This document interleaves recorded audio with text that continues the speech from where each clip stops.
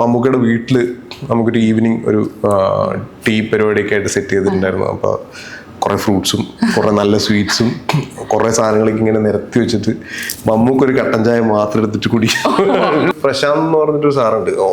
സാറിപ്പോൾ 2 മാർക്കാണെങ്കിൽ internal ഇട്ട് bloody full 2 mark. കിളി കിളിയേ പുന്നാര കിളിയേ മുഹബത്തിന് അഴകുള്ള എന്തോ കിളി ഇങ്ങനെയൊക്കെയാണ് എല്ലാവരും എന്നൊക്കെ പറഞ്ഞിട്ട് എന്തോ ഒരു ഡയലോഗ് അടിച്ചു. ഇപ്പോഴായിട്ട് പറഞ്ഞ അവര് ചേവ കുട്ടിയാണ് അടിച്ച് പൊളിച്ചേനെ. അമ്മയുടെ പണം ഉടയും വെച്ച പൈസ എന്ന് പറഞ്ഞിട്ട് ഞാൻ കരഞ്ഞു വെച്ചാൽ എനിക്ക് കണ്ണുന്ന് ഇങ്ങനെ വെള്ളം വന്ന്. ജോൺ പോൾ വാതിൽ തുറന്നു, ഇന്റർവെൽ എല്ലാരും പുറത്തേക്ക്. പിന്നെ അത് കുറെ കഴിഞ്ഞപ്പോൾ നമുക്ക് മെന്റലി ഭയങ്കര പ്രശ്നമാവും. ഇത് ഓടാത്ത സിനിമകൾ അഭിനയിച്ചു കഴിഞ്ഞാൽ അല്ലെങ്കിൽ അങ്ങനെ പിന്നെ നമ്മൾ വിചാരിക്കുന്ന പോലെയല്ല, പലതും അങ്ങനെ സംഭവിച്ചു വരുന്നതാണ്. റിയൽ ലൈഫ് മെമ്മറീസിൽ ഇന്ന് നമുക്കൊപ്പം ആക്ടർ ദീപക് പറമ്പാൽ അദ്ദേഹമാണ്. നമസ്കാരം. നമസ്കാരം. മലർവാടി ആർട്സ് ക്ലബ് എന്ന സിനിമയിലൂടെ സിനിമ എന്ന് പറയുന്നത് സ്വപ്നം സാക്ഷാത്കരിക്കുകയായിരുന്നു എന്നാണ് പറഞ്ഞിട്ടുണ്ടായിരുന്നത്. നേരത്തെ പലയിടത്തിലും പറഞ്ഞു കേട്ടിട്ടുണ്ട്. എങ്ങനെയായിരുന്നു ഈ സ്വപ്നം എന്ന് പറയുന്നത്? നമുക്കൊരു സാധനം ഉണ്ടാവുമല്ലോ, ആ ഒരു ആദ്യത്തെ ഹിന്റ് വരുന്ന ഇവിടുന്നായിരുന്നു. സിനിമ സ്വപ്നം അത് എപ്പോഴാണ് കറക്റ്റായിട്ട് വന്നതെന്ന് എനിക്കറിയില്ല. പക്ഷെ ആഗ്രഹം ഉണ്ടായിരുന്നു. നമ്മള് ചെറുപ്പത്തിലൊക്കെ സിനിമ കണ്ടുവന്നിട്ടാകുമ്പം ആ സിനിമയുടെ ഹാങ് ഓവർ ഉണ്ടാവുമല്ലോ ചില സമയത്തൊക്കെ. അപ്പൊ ആ സമയത്തൊക്കെ ഞാൻ ഈ നരസിംഹത്തിന്റെ ഒക്കെ എനിക്ക് ആ സമയത്തുള്ള എല്ലാ ഡയലോഗും അറിയായിരുന്നു. ഞാൻ ഇങ്ങനെ പഠിച്ചിട്ടുണ്ടായിരുന്നു. പിന്നെ TV-യിലൊക്കെ വന്ന് അങ്ങനെ പഠിച്ചിട്ടുണ്ടായിരുന്നു. അപ്പൊ അപ്പോഴും സിനിമയിൽ അഭിനയിക്കണം എന്നൊന്നും നമ്മൾ ഒരിക്കലും ചിന്തിക്കുന്നില്ല. പിന്നെ എൻ്റെ അമ്മയുടെ അനിയന്മാര് പിന്നെ എൻ്റെ മാമനൊക്കെ നാടകമൊക്കെ ചെയ്യുന്ന ആണ്. അപ്പം നാടകമൊക്കെ കണ്ടിട്ടുണ്ട് ചെറുപ്പത്തില്. സിനിമയിലൊരു അങ്ങനെ എത്തിപ്പെടാനുള്ളൊരു സാധ്യത വളരെ കുറവാണ്. പിന്നെ എൻ്റെ അമ്മയുടെ മാമൻ ബാബു തന്നെ കുറച്ച് സിനിമകളിലൊക്കെ അഭിനയിച്ചിട്ടുണ്ട്. അങ്ങനെ ഭയങ്കര മെയിൻ സ്ട്രീം സിനിമകളായിരുന്നില്ല ആ സമയത്ത്.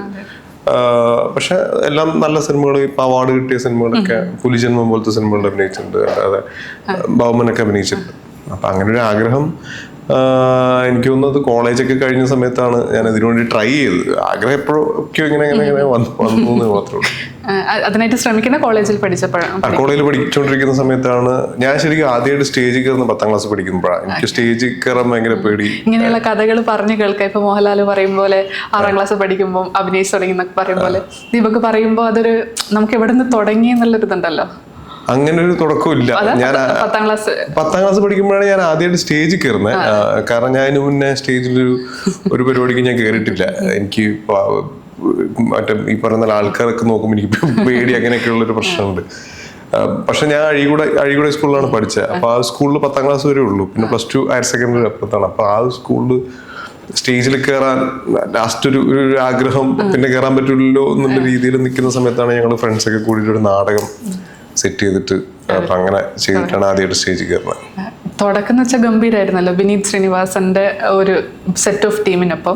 അത് ദീപകിന്റെ ആദ്യത്തെ ഫ്രെയിം വരുന്നത് ജഗതി ചേട്ടനും നെടുമുടി സാറിനും. അതൊരു വലിയൊരു അനുഗ്രഹമല്ലേ? അങ്ങനെ സീനിനെ കുറിച്ച് പറഞ്ഞപ്പോ എന്തായിരുന്നു? അല്ല, അതിൽ എനിക്ക് അങ്ങനെ സീൻ ഏതാന്ന് കറക്റ്റായിട്ടൊന്നും ആദ്യം പറഞ്ഞിട്ടുണ്ടായിരുന്നില്ല. ഞാൻ മലർവാടിയിൽ അഭിനയിക്കുന്നത് ഓഡീഷൻ വഴിയാണ്. ഓഡീഷനിൽ ഇപ്പം ഈ നമ്മളെല്ലാവരും അജു, ഇപ്പൊ നിവിൻ, അവരൊക്കെ ഓഡീഷനിൽ ഉണ്ടായിരുന്നു. നിവിനൊക്കെ ഓഡീഷനിലൂടെയാണ് കാസ്റ്റ് ചെയ്തിട്ടുണ്ടായിരുന്നത്. അപ്പൊ ബാക്കി മെയിൻ 5 പേര് ഒഴിച്ച് ബാക്കിയുള്ളവർക്കൊക്കെ ചെറിയ ക്യാരക്ടേഴ്സ് ആ സിനിമയിലുണ്ട്. 10-21 ആൾക്കാരോളം നമ്മൾ ക്യാമ്പിലുണ്ടായിരുന്നു. അവർക്കൊക്കെ ആ സിനിമയിൽ ചെറിയ വേഷം ഉണ്ടായിരുന്നു. അപ്പൊ മലർവാടിയിൽ അഭിനയിക്കാൻ വേണ്ടി പോയ സമയത്താണ് വിനീതേട്ടൻ പറയുന്നത്. ഞാൻ അപ്പോൾ ആദ്യമായിട്ട് ചോദിച്ചപ്പം മേക്കപ്പ് ഒന്നും ഇടുന്നത് കാണുന്നില്ല. ആരും വന്ന് ഇപ്പം ആക്ടേഴ്സിനൊക്കെ വന്ന് മേക്കപ്പ് ഒക്കെ ഇടുമല്ലോ. അപ്പൊ ഒന്നും ഇടുന്നൊന്നും കാണുന്നില്ല. കോസ്റ്റ്യൂം ഒന്നും, ഒരു മുണ്ടും ഒരു ഷർട്ടും, പിന്നെ ഒന്നും അങ്ങനത്തെ പരിപാടികളൊന്നും ഇല്ല. അപ്പൊ ഞാൻ വിനീതേട്ടനോട് ചോദിച്ചു, വിനീതേട്ടൻ ഇത് മേക്കപ്പ് ഒന്നും ഇട്ടിട്ടില്ലല്ലോ, ഇടുന്നില്ലല്ലോ എന്ന് ചോദിച്ചു. അപ്പോൾ ഇല്ലടാ കുഴപ്പമില്ല, രാത്രിയിൽ ഇതിനെ കാണുന്നില്ല, കുഴപ്പമൊന്നുമില്ല, ചെറിയ ഷാഡോ ഒക്കെ ഇരിക്കും പറഞ്ഞു. അപ്പൊ ഒരു ഇതായിരുന്നു. അപ്പൊ അല്ല, പക്ഷെ ഡയലോഗുള്ള സീനായിരുന്നു. ഒരു ഓട്ടോ ഇറങ്ങി വന്ന് പേര് രമേശൻ എന്നാണ് ക്യാരക്ടറിന്റെ പേര്. അപ്പൊ അങ്ങനെ പേരുള്ളൊരു ക്യാരക്ടറാണ് രമേശ. കത്തി കിടക്കടാന്ന് പറയുമ്പോ അപ്പോ എനിക്കൊരു പേരുണ്ട് എന്നുള്ളത് അങ്ങനെ ഒരു ഇത്. അപ്പൊ അതില് ശരിക്കും ആ സീൻ എന്താണെന്നൊന്നും എനിക്ക് അറിയില്ലായിരുന്നു. പക്ഷെ ആ ഫ്രെയിമില് ജയചേട്ടനും ഈ പറയുന്ന പോലെ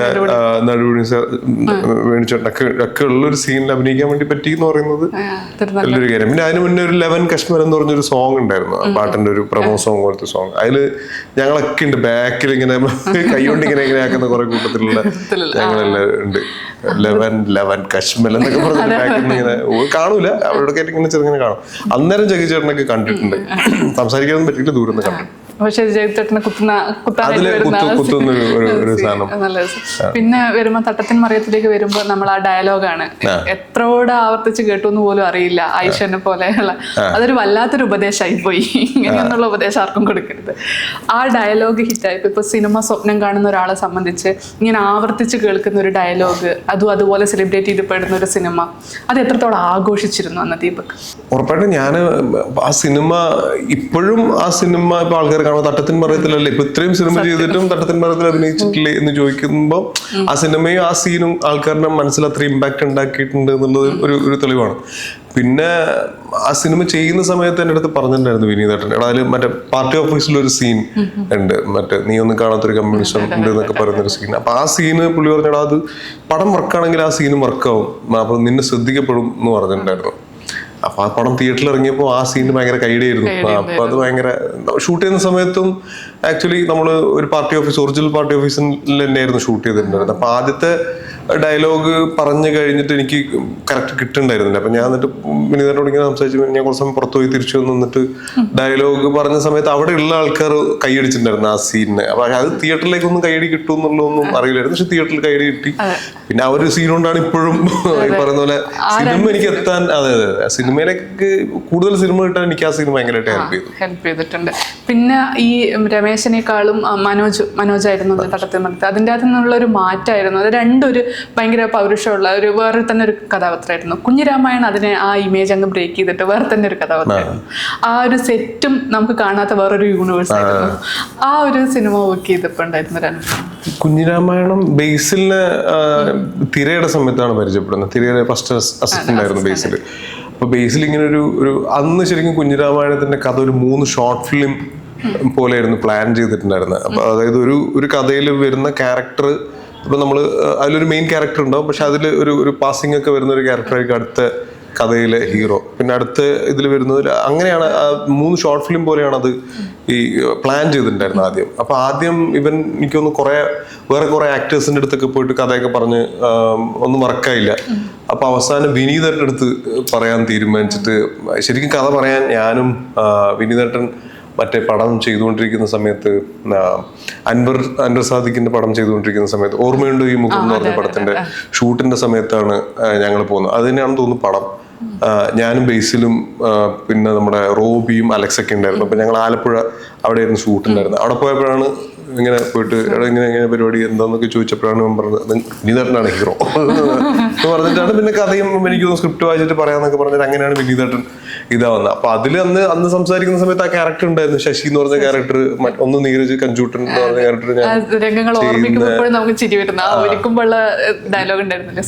സുന്ദര പിന്നെ കുറെ അപ്പം ബേസിൽ പറഞ്ഞിരുന്ന കുറെ സാധനങ്ങളും, പിന്നെ എന്റെ റൈറ്റർ ദീപു അവൻ ഈ പറഞ്ഞ പോലെ ഫേസ്ബുക്കിൽ എഴുതിയ ഒരു കഥ ബേസ് ചെയ്തിട്ടൊക്കെയാണ് ചെയ്തിട്ടുണ്ടായിരുന്നത്. അപ്പൊ അത് രസമുള്ള ആൾക്കാർ ചെയ്യുമ്പോൾ അതിപ്പോ ഞാൻ പറഞ്ഞ പോലെ ബേസിൽ പറഞ്ഞു തരാറുണ്ട്. ബേസിൽ എന്ന് പറഞ്ഞ സംവിധായകന്റെ കൂടെയും വർക്ക് ചെയ്തിട്ടുണ്ട്, ആക്ടറിന്റെ കൂടെയും വർക്ക് ചെയ്തിട്ടുണ്ട്. അതുപോലെ തന്നെ വിനീത് ശ്രീനിവാസനും ഒരുപാട് സിനിമകൾ ഒരുമിച്ച് അഭിനയിച്ചിട്ടുണ്ട്. അപ്പം ഇവർ രണ്ടുപേരും സംവിധായകരായിരുന്നാൽ എങ്ങനെയാണ്, നടനായിരിക്കുമ്പോ എങ്ങനെയാണ്? അങ്ങനെ വലിയ വ്യത്യാസമൊന്നും തോന്നിയിട്ടില്ല. ഇപ്പം സംവിധാനം ചെയ്യുമ്പോൾ അവര് അഭിപ്രായം പറയും, നടനാകുമ്പോൾ അവരുടെ പരിപാടി മാത്രമേ ഉള്ളൂ. വിനീത് ശ്രീനിവാസന് ചില സീനൊക്കെ ചെയ്തെടുക്കും, കാണിച്ചു കൊടുക്കുന്നൊക്കെ കാണാം. പക്ഷെ ആക്ട് ചെയ്യുന്ന സമയത്ത് അങ്ങനെ ഇപ്പൊ ഞാനിപ്പോ എന്തെങ്കിലും വിനീതൻ ഇങ്ങനെയല്ലേ ചെയ്യേണ്ടതെന്ന് ചോദിച്ചു കഴിഞ്ഞാൽ നീ ഡയറക്ടറോട് ചോദിക്കണം, അല്ലെങ്കിൽ ബേസിലോട് ചോദിക്കുന്നേ പറയും. അങ്ങനെയാണ്, അല്ലാതെ അങ്ങനെ ഇടപെട്ട് ഇങ്ങനെ സംസാരിക്കുന്ന പരിപാടിയൊന്നുമില്ല. പിന്നെ ഈ പറയുന്ന പോലെ എല്ലാവർക്കും ഇപ്പൊ എന്തെങ്കിലും നല്ലത് എന്തെങ്കിലും വന്നു കഴിഞ്ഞാൽ ആ സമയത്ത് പറയാ എന്നുള്ളതാണ്. എനിക്ക് കുറെ കാലമായതുകൊണ്ട് എങ്ങനെയാണ് ഓർത്തെടുക്കാൻ വേണ്ടി പറ്റുന്നില്ല. മനോഹരാണ് ഞങ്ങൾ ഒരുമിച്ച് അഭിനയിച്ച ലാസ്റ്റ് സിനിമ എന്ന് വെച്ച് കഴിഞ്ഞാൽ മനോഹരത്തിന്റെ സമയത്താണ് അതിൽ വിനീതേട്ടനും ബേസിലും ആക്ടേഴ്സ് ആയിരുന്നു. അത് നല്ലൊരു ക്യാരക്ടർ ആയിരുന്നല്ലേ? നല്ല ക്യാരക്ടർ ആയിരുന്നു. അത് രസമുള്ളൊരു വില്ലൻ. രസമുള്ള വില്ലെന്ന് പറയാൻ പറ്റുന്നറിയില്ല, ഗ്രേ ഷെയ്ഡാണ്. അതെങ്ങനെയാ? അത് ഇതേപോലെ വിനീതേട്ടനാണെന്ന് തോന്നുന്നു അൻവർക്ക് എന്റെ അടുത്ത് സജസ്റ്റ് ചെയ്തത്.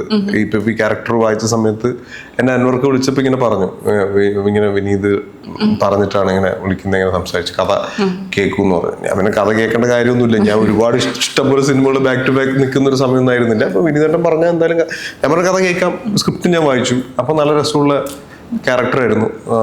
പിന്നെ ഉറപ്പായിട്ടും അത് ഭയങ്കര രസമുള്ള വരും. പിന്നെ എന്റെ ജീവിതത്തിൽ ഒരു മാറ്റം ഉണ്ടായിരുന്ന കല്യാണം കഴിച്ച ആ സിനിമയ്ക്ക് ശേഷമാണ്. അതൊരു നല്ല ടേണിംഗ് പോയിന്റ്. മറ്റേ ഡയലോഗ് വിനീതേട്ടൻ പറഞ്ഞ പോലെ തന്നെ സംഭവിച്ചു. അങ്ങനെ ഇരിക്കട്ടെ. അതുപോലെ ഈ ഗ്രേ ഷെയ്ഡിലെ കഥാപാത്രങ്ങളെ കുറിച്ച് പറയുമ്പോൾ ഹെവനിലെ കഥാപാത്രം മാറ്റി നിർത്താൻ പറ്റില്ല. ഇങ്ങനെ ഒരു ക്രൂവലായിട്ടുള്ള വില്ലൻ ആവാനുള്ള ചേതവ് എന്തായിരുന്നു? അങ്ങനെയൊന്നും ഇപ്പൊ ഞാൻ വെറുതെ ഇരിക്കുന്ന കണ്ടു കഴിഞ്ഞു കഴിഞ്ഞാല് ഇപ്പൊ എന്റെ അടുത്ത് ചോദിക്കും എന്തിട്ട് ദേഷ്യം പിടിച്ചിരിക്കുന്നത് ചില സമയത്ത് ചോദിക്കാറുണ്ട്. അപ്പൊ അത് അതായത് ഇപ്പൊ എന്നെ പരിചയമില്ലാത്ത ആൾക്കാരൊക്കെ ചിലപ്പോ ഇവൻ ആരുടെ ഇവനുള്ള ആറ്റിറ്റ്യൂഡ് ഉണ്ടോ എന്നുള്ളൊരു സമയം. അപ്പൊ ഞാൻ നോർമലി ഇരിക്കുമ്പോ അങ്ങനെ ഇരിക്കാറ്. നമ്മള് ചിലപ്പോ ചില ആൾക്കാരുടെ ഒരു മുഖഭാവം ഉണ്ടല്ലോ, അത് സ്ഥായി ഭാവമാണ്. അപ്പൊ അത് ചിലപ്പോ ആൾക്കാർക്ക് ഇഷ്ടപ്പെടില്ല, അല്ലെങ്കിൽ ചിലപ്പോ ഞാൻ ചിന്തിക്കുന്ന പോലും. ഇപ്പൊ ഒരു ദിവസം എനിക്ക് തോന്നുന്നു ഞാൻ കോളേജ് പഠിക്കുന്ന സമയത്ത് എൻ്റെ ഒരു ഫ്രണ്ട്, ഞാന് ബസ്സിൽ ഇങ്ങനെ വന്നോണ്ടിരിക്കുന്ന സമയത്ത് ഞാൻ എന്തോ പറഞ്ഞു. അപ്പൊ അവൻ വിചാരിച്ച് ഞാൻ അവനോട് ചൂടായതാന്നുള്ളത്. ഞാൻ എന്റെ മനസ്സിൽ ഞാൻ ഉദ്ദേശിച്ചിട്ട് പോലും ഇല്ല. അപ്പൊ ചില സമയത്ത് അങ്ങനത്തെ ഒരു ഫേസ് ഉള്ളവർക്ക് അങ്ങനത്തെ പ്രശ്നങ്ങൾ. അപ്പൊ ഇത് കല്യാണം കഴിച്ച സമയത്ത് അല്ലെങ്കിൽ ഞങ്ങൾ റിലേഷനിലായിരിക്കുന്ന സമയത്ത് ചില കാര്യങ്ങൾ പറയുന്ന സമയത്ത് നീ അതിങ്ങ് എടുത്തെന്ന് പറയുന്ന സമയത്ത് നമ്മളെ മുഖഭാവം ഇതിന് പിരിയം ചുടിച്ച് പറയുന്നതെന്ന് പറയും. അപ്പൊ അതിന്റെ സ്ഥായി ഭാവമാണ്. ചിലപ്പോ ദേഷ്യം പിടിച്ച് അതിനെക്കാളും ചുടിയും. പക്ഷെ അല്ലാതെ നോർമലി പറയുന്ന സമയത്ത് അങ്ങനെയാണ് പറയുന്നതെന്ന് തോന്നുന്നു. അപ്പൊ അതുകൊണ്ട് ക്രൂരത എന്റെ മുഖത്തുണ്ട്. നോർമലി ക്രൂരനാണ്. അല്ല, ഈ നെഗറ്റീവ് കഥാപാത്രങ്ങൾ ഇങ്ങനെ എടുക്കുമ്പോൾ വ്യത്യസ്തമായിട്ടുള്ള കഥാപാത്രങ്ങളാണ്, ടൈപ്പ് കാസ്റ്റ് ചെയ്യപ്പെടുമോ എന്നുള്ള അങ്ങനത്തെ ഒരു വിഷയം. അങ്ങനെ ഞാൻ സിനിമയിൽ അഭിനയിക്കണം എന്ന് മാത്രമേ ആഗ്രഹിച്ചുള്ളൂ. Type cast ചെയ്യപ്പെടുമെന്ന് ചിന്തിച്ചിട്ടുണ്ടായിട്ടില്ല. സിനിമയിൽ അഭിനയിക്കുക എന്ന് പറഞ്ഞാൽ ഇപ്പൊ ഞാനിപ്പോ ഒരു 16 വർഷമായി സിനിമയിൽ അഭിനയിക്കുന്നത്. അപ്പൊ ഇപ്പോഴും സിനിമ കിട്ടുന്നത് എന്തൊക്കെയോ ഒരു ഭാഗ്യം കൊണ്ടും പിന്നെ ഞാനെടുത്ത എഫേർട്ട് കൊണ്ടും മാത്രമാണെന്നാണ് വിശ്വസിക്കുന്നത്. അപ്പൊ അതിനിടയിൽ ടൈപ്പ് കാസ്റ്റ് ചെയ്യപ്പെടുമോ അല്ലെങ്കിൽ ഞാൻ ഇത് ചെയ്ത് കഴിഞ്ഞാൽ ഇത് തന്നെ ആയോ എന്നൊന്നും ചിന്തിച്ചിട്ടില്ല ഞാൻ. പിന്നെ പല പല സാഹചര്യം ചിലപ്പോൾ ഒരുപാട് സിനിമകൾ ഉണ്ടെങ്കിൽ നമുക്ക് ചൂസ് ചെയ്ത് ചെയ്യാം. അല്ലെങ്കിൽ ഒരു പടം ഇപ്പൊ മഞ്ഞുമ്മൽ ബോയ്സിന്റെ സമയത്ത് എനിക്ക് വേറെ 2-3 പടം ആ സമയത്ത് വന്നു. അപ്പം ഞാൻ മഞ്ഞുമ്മൽ ബോയ്സിനെ സംസാരിച്ച് വെച്ച് നിൽക്കുന്ന സെയിം ഡേറ്റിലാണ് ആ പടങ്ങളൊക്കെ വന്നിട്ടുണ്ടായിരുന്നത്. അപ്പൊ എനിക്ക് ആ 2 പടങ്ങളും ചെയ്യാൻ പറ്റിയില്ല. പക്ഷെ ആ 2 പടം ചെയ്യണമെന്ന് എനിക്ക് ഭയങ്കര ആഗ്രഹം ഉണ്ടായിരുന്നു. അത് പറ്റിയില്ല. പക്ഷെ ഈ പറയുന്ന പോലെ അല്ലെങ്കിലും ഞാനിപ്പോ ഒരു പടം ചെയ്ത് അതിനിടയിൽ കുറച്ച് ഗ്യാപ്പ് ഉണ്ട്, വേറൊരു പടം വന്നു കഴിഞ്ഞാൽ ഉറപ്പായിട്ടും ചെയ്യും. അല്ലെങ്കിൽ ഇതിപ്പോ ഒരു വില്ലൻ അടുത്തേലും വില്ലൻ തന്നെയാണ് വന്നേ എന്നെങ്കിൽ അതിൻ്റെ ഇടയിൽ വേറെ പടം വന്നിട്ടുണ്ടെങ്കിൽ മാത്രമേ ഉള്ളൂ. അല്ലെങ്കിൽ വില്ലനെങ്കിൽ വില്ലൻ എന്നുള്ള മൈൻഡ് മാത്രമേ ഉള്ളൂ, സിനിമ ചെയ്യാന്ന് മാത്രമേ ഉള്ളൂ. പിന്നെ ഞങ്ങള് ഉറപ്പായിട്ടും ഒരു സർവൈവൽ പരിപാടി എല്ലാവർക്കും ഉള്ള അനുഭവം തന്നെയാണ്. ഇപ്പൊ ഒരു പടം ചെയ്ത് ഇപ്പൊ ഞാൻ ചില സമയത്ത് ചിന്തിച്ചിട്ടുണ്ട്, നോർമലി ഞാൻ IT-ലൊക്കെ ജോലി ചെയ്ത് കഴിഞ്ഞിട്ടുണ്ടെങ്കിൽ ഇപ്പൊ എങ്ങനെ മാസം ശമ്പളം നമ്മളൊരു പടം കഴിഞ്ഞ് ചിലപ്പോൾ സമയത്ത് 6 മാസം അല്ലെങ്കിൽ 3 മാസം 6 മാസം ഗ്യാപ്പിലൊക്കെ ചിലപ്പോൾ അടുത്ത സിനിമ വരുള്ളൂ. അല്ലെങ്കിൽ ചൂസ് ചെയ്ത് നല്ല സിനിമകൾ വരികയാണെങ്കിൽ ആ ഗ്യാപ്പിലേ വരുള്ളൂ. അല്ലെങ്കിൽ ഈ പറയുന്ന പോലെ നമ്മൾ ചിലപ്പോൾ ആ സിനിമ ചെയ്ത് ആ സിനിമയെന്നേ പോവോ എന്നുള്ള രീതിയിലുള്ള സിനിമകൾ വരും. അപ്പൊ നമ്മൾ ഒഴിവാക്കേണ്ടി വരും. ചില സമയത്ത് നമുക്ക് ചെയ്യേണ്ടി വരും. അപ്പൊ ആ 6 മാസം ഗ്യാപ്പിലൊക്കെ നമ്മൾ വിചാരിക്കും വെറുതെ വല്ല അച്ഛനൊക്കെ പറയുന്നത് കേട്ടിട്ട് പണിക്ക് പോയാൽ മതി ചിന്തിക്കുന്ന ഒരു സമയം ഉണ്ടാവും. പക്ഷെ നമ്മളൊരു പാഷൻ ഒരു ആഗ്രഹത്തിലൊക്കെ പുറത്തൊക്കെയാണ് നമ്മൾ നിൽക്കുന്നത്. പറഞ്ഞത് എന്തായിരുന്നു, അപ്പൊ നമ്മളൊരു ടൈപ്പ് കാസ്റ്റ് ചെയ്യപ്പെടുമോ എന്ന് ചിന്തിച്ചു കഴിഞ്ഞു കഴിഞ്ഞാല് അപ്പൊ അത് അങ്ങനെ തന്നെയാവും. പിന്നെ അത് ഭയങ്കര ലോങ് ഗ്യാപ്പ് ആവും. പിന്നെ നമ്മള് ഇപ്പൊ ഒരുപാട് ആക്ടേഴ്സ് ഉള്ള ഇപ്പൊ എല്ലാ സിനിമ വാഴയിലൊക്കെ ആണെങ്കിൽ തന്നെ പുതിയ ആൾക്കാരാണ്. ഇപ്പൊ നമ്മള് ഇൻസ്റ്റഗ്രാം ഇതിലൊക്കെ കണ്ട് സാധ്യതകൾ ഒരുപാട് ആൾക്കാരുണ്ട്, ഒരുപാട് ആക്ടേഴ്സ് ഉണ്ട്. അപ്പൊ അതിനിടയിൽ നമ്മള് നല്ല സിനിമകൾ ചെയ്യാൻ പറ്റണം, അല്ലെങ്കിൽ നല്ല ക്യാരക്ടേഴ്സ് നമ്മൾ തേടി വരണം. അതൊക്കെ ഒരു ഭാഗ്യത്തിൽ സംഭവിക്കുന്ന പരിപാടികളാണ്. ഇപ്പം ദീപകിന് തുടക്കം കുറച്ച് സ്ട്രഗിൾ ചെയ്തിട്ട് വരേണ്ട ഒരു അവസ്ഥയായിരുന്നു. അപ്പൊ ഇപ്പോഴത്തെ സാഹചര്യം അങ്ങനെയല്ല, നമുക്ക് പെട്ടെന്ന് വരും. അത് എത്തുക എന്നുള്ളതിനപ്പുറത്തേക്ക് ഇപ്പോഴുള്ള ഏറ്റവും വലിയ വെല്ലുവിളി നിലനിൽപ്പ് തന്നെയല്ലേ? നിലനിൽപ്പ് ഉറപ്പായിട്ടുണ്ട്. പിന്നെ നമ്മള് ഇപ്പം ഇതിന് മുന്നേ ഉള്ള സിനിമകളാണെങ്കിൽ അതിന് മുന്നേ ഉള്ള സിനിമകൾ ഒരു കുറെ ഗ്രൂപ്പ് ഓഫ് ആൾക്കാർ വന്ന സിനിമയിൽ എത്ര പേര് നിലനിൽക്കുന്നു എന്നുള്ളതിന്റെ ഒരു ഇത് ഭയങ്കര ഇതാണ്. പിന്നെ നമ്മളൊരു വൺസ് ഒരു സിനിമയിൽ ചെയ്ത് തുടങ്ങിക്കഴിഞ്ഞ് കഴിഞ്ഞാൽ ഒരു 2-3 സിനിമ അല്ലെങ്കിൽ ഒരു കുറച്ച് ഗ്യാപ്പ് ഇട്ട് കഴിഞ്ഞാൽ പിന്നെ വേറൊരു ജോലിക്കും പോകാൻ പറ്റില്ല. അങ്ങനത്തെ ഒരു പ്രശ്നമുണ്ട്. അത് ഇപ്പൊ ഒരു പടം ചെയ്ത് പിന്നെ ചോദ്യം വരും, പിന്നെ ഇത് പറയുന്ന ഒരു പോയിന്റ് കഴിഞ്ഞാൽ വീണ്ടും വരുമല്ലോ എന്നുള്ളൊരു പ്രതീക്ഷ വരും. അപ്പൊ അങ്ങനെ നമ്മളിങ്ങനെ കാലങ്ങൾ ഇങ്ങനെ കടന്നു പോയിക്കൊണ്ടേയിരിക്കും. നമ്മൾ ചില സമയത്ത് ഇറങ്ങാനും പറ്റില്ല, നിൽക്കാനും പറ്റില്ല എന്നുള്ളൊരു അവസ്ഥയിൽ നിൽക്കും. അതങ്ങനെ പിന്നെ ഇതൊക്കെ ഒരു ഭാഗ്യവും പിന്നെ നമ്മളെ ആൾക്കാരുമായിട്ട് കണക്ട് ചെയ്യുന്നതും നമ്മളെ ആൾക്കാർ പെട്ടെന്ന് ഓർക്കുന്നതും അങ്ങനെയൊക്കെയാണ്. അപ്പൊ ഞാൻ ചില സമയത്ത് ചില സിനിമകൾ ഗ്യാപ്പ് വരുന്ന സമയത്തൊക്കെ ആരെങ്കിലും വിളിച്ചിങ്ങനെ സംസാരിക്കും, അയ്യോടോ പരിപാടി ഉണ്ടായിരുന്നു അത് പോയി, അങ്ങനെ അതായത് അങ്ങനെയൊക്കെ ആൾക്കാർ സംസാരിക്കും. നമ്മളെപ്പോഴും ഓർത്തിരിക്കണം എന്നൊന്നുമില്ല. അപ്പൊ എല്ലാവരുമായിട്ട് കോൺടാക്ട് ഉണ്ട്. അങ്ങനെ ഞാൻ അങ്ങനെ അധികം വരുമ്പോൾ വരട്ടെ, കുഴപ്പമില്ല ചെയ്യാന്നുള്ളൊരു മാനസികാവസ്ഥയിലാണ് സിനിമ ചെയ്തുകൊണ്ടിരിക്കുന്നത്. പിന്നെ ഞാൻ ഇടയ്ക്ക് ആലോചിക്കാറുണ്ട്, നമുക്കുള്ളത് എന്തായാലും വരുമല്ലോ, നമ്മളിങ്ങനെ ആലോചിക്കുമല്ലോ ഈ ക്യാരക്ടർ അങ്ങനെയൊക്കെ വന്നാലല്ലേ സിനിമ ചെയ്തിട്ട് കാര്യമുള്ളൂ എന്നൊക്കെ ചിന്തിക്കാറുണ്ട്. അല്ല ഇപ്പൊ ഒരു ഡയറക്ടർക്ക് ആ ഒരു കഥാപാത്രം ഇന്നാള് ചെയ്യണം, പക്ഷെ നമ്മൾ ഓർക്കുന്നുണ്ടാവില്ല. ചിലപ്പോൾ നമ്മൾ ഈ വിളിച്ച് ചോദിച്ചു കഴിഞ്ഞാലേ ചിലപ്പോൾ അവർ ഓർക്കുള്ളൂ. അതൊക്കെ ഉണ്ട്. ഇതൊക്കെ നമ്മളെല്ലാം കൂടി കറക്റ്റായി ഒരു പോയിന്റിൽ എത്തിയാൽ മാത്രമേ സിനിമ ഓർക്കാവുള്ളൂ എന്ന് എനിക്ക് തോന്നുന്നു. പക്ഷെ അങ്ങനെ ചെയ്യുന്ന കഥാപാത്രങ്ങളിൽ ദീപക് ചെയ്താൽ മാത്രമേ അത് ഇതാവൂന്ന് നമുക്ക് ഫീൽ ചെയ്യുന്നിടത്തിലാണ് അവിടെ ഇപ്പൊ മനോജിനെ ദീപകിന്റെ സ്ഥാനത്ത് നമുക്ക് വേറെ ആരെയും ചിന്തിക്കാൻ പറ്റാത്തിടത്തിൽ അവിടെയാണ് ഡെസ്റ്റിനേഷൻ വരുന്നത്. ഇപ്പം പറഞ്ഞു കഴിഞ്ഞാൽ ഇപ്പൊ ദീപക് പറഞ്ഞപ്പോൾ പറയാണ് 2024 എന്ന് പറയുന്ന വർഷം ദീപകിനെ സംബന്ധിച്ച് ദീപക് നിറഞ്ഞു നിന്നൊരു വർഷമായിരുന്നു. ഇപ്പം കണ്ണൂർ സ്ക്വാഡ്, സൂക്ഷ്മദർശിനി, മഞ്ഞുമൽ ബോയ്സ്, ഇതൊക്കെ ഒരു നല്ല ഹിറ്റ് പടങ്ങളായിരുന്നു. ആ ഒരു സമയം അല്ലെങ്കിൽ ആ സിനിമകൾ അതിലെ തെരഞ്ഞെടുപ്പോ നല്ല സിനിമകൾ തിരഞ്ഞെടുക്കുന്നു എന്ന് പ്രേക്ഷകരെ കൊണ്ട് പറയിപ്പിക്കുന്ന തരത്തിൽ അതിൽ ദീപകിന്റെ ഇൻപുട്ട് എങ്ങനെയായിരുന്നു? ഇതുപോലെ വന്ന സിനിമകൾ എടുക്കുക, ഇത് അങ്ങനെ ഭയങ്കരമായിട്ട് തെരഞ്ഞെടുത്ത് ചൂസ് ചെയ്തതൊന്നുമല്ല സിനിമകളൊന്നും. സത്യം പറഞ്ഞാൽ ഇതൊക്കെ എൻ്റെ അടുത്തേക്ക് വന്ന സിനിമകളാണ്. ഇപ്പൊ ഇതൊന്നും എനിക്ക് നോ പറയാൻ തോന്നാത്ത സിനിമകളുമാണ്. ഇപ്പം പൈസയുടെ പ്രശ്നത്തിൽ മാത്രം എടാ എങ്ങനെയാടാ ഇത് കുറച്ച് പൈസ കൂട്ടിത്താടാ എന്ന് ചോദിക്കാൻ പറ്റുള്ളൂ.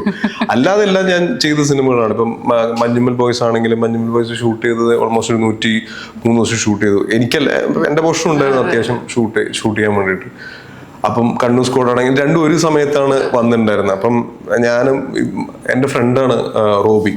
അപ്പൊ റോബി എടുത്ത് ഞാൻ പറയണ ഇങ്ങനൊരു പരിപാടി ഉണ്ട്, അപ്പൊ ഇത് എന്താ ചെയ്യാന്ന് ചോദിച്ചപ്പോൾ കുഴപ്പമില്ല രണ്ടും ചെയ്യാം, നീ അതിന്റെ ഇടയിൽ ഗ്യാപ്പ് നമ്മളല്ലേ വർക്ക് ചെയ്യാം, നമുക്ക് ഗ്യാപ്പ് ഇട്ട് ചെയ്യാം എന്ന് പറഞ്ഞുകൊണ്ട് മാത്രമാണ് എനിക്ക് ആ 2 പടവും ചെയ്യാൻ പറ്റില്ല. ഇല്ലെങ്കിൽ അവൻ പറയണം എന്താ ചെയ്യാ, നീ ഒരു കാര്യം എന്നവര് മറ്റേത് മാത്രം ചെയ്തു എന്ന് പറഞ്ഞു കഴിഞ്ഞാൽ 2 പടവും ചെയ്യാൻ പറ്റില്ല. ഇതൊക്കെ ഒരു സമയത്ത് സംഭവിക്കുന്നത് മാത്രമേ ഉള്ളൂ. അതെല്ലാരും നമ്മൾ ഒറ്റയ്ക്ക് തീരുമാനിച്ചതൊന്നും പണം നടപടിയാണെന്ന് തോന്നുന്നില്ല. അതുപോലെ മമ്മൂട്ടി സാറിന് ഇപ്പൊ 2 സിനിമ, ക്രിസ്റ്റഫറും കണ്ണൂർ സ്ക്വാഡും. എപ്പോഴാണ് ഒരു മോഹൻലാൽ സിനിമ? ഇപ്പൊ ലോകത്തിലൊരു ഫോൺ കോളിൽ മാത്രമേ ഉള്ളൂ. എങ്ങനെയാണ് ലോകത്തിൽ ശരിക്കും അഭിനയിക്കാൻ വേണ്ടി പോയത് ഞാൻ കുഞ്ഞുണ്ണീന്റെ കൂടെ ക്യാമറമാൻ ഉണ്ട്, നെല്ലിക്കയുടെ ക്യാമറമാന്റെ കൂടെ വെറുതെ ലൊക്കേഷനിൽ പോയതാ. പോയ സമയത്ത് അവിടെ ഷൂട്ട് നടക്കുന്നുണ്ട്. അപ്പൊ ഇങ്ങനെ വന്ന സമയത്ത് ഇങ്ങനെ എൻ്റെ ചോദിച്ചു, ഞാൻ പറഞ്ഞ കുഴപ്പമില്ല മോഹൻലാലിനെ കാണാലോ എന്നുള്ളൊരു സന്തോഷം ഉണ്ടായിരുന്നു. പിന്നെ ഒരു ഫോട്ടോ എടുത്തു കൂടെ. പുള്ളിയായിട്ടുള്ള കോമ്പിനേഷൻ സീനൊന്നുമില്ല, ഒരു ഫോണില് മറ്റേ കാർ ബുക്ക് ചെയ്യുന്ന പരിപാടിയിൽ ഇങ്ങനെ ഫോൺ അറ്റൻഡ് ചെയ്യുന്ന മാത്രമേ ഉള്ളൂ.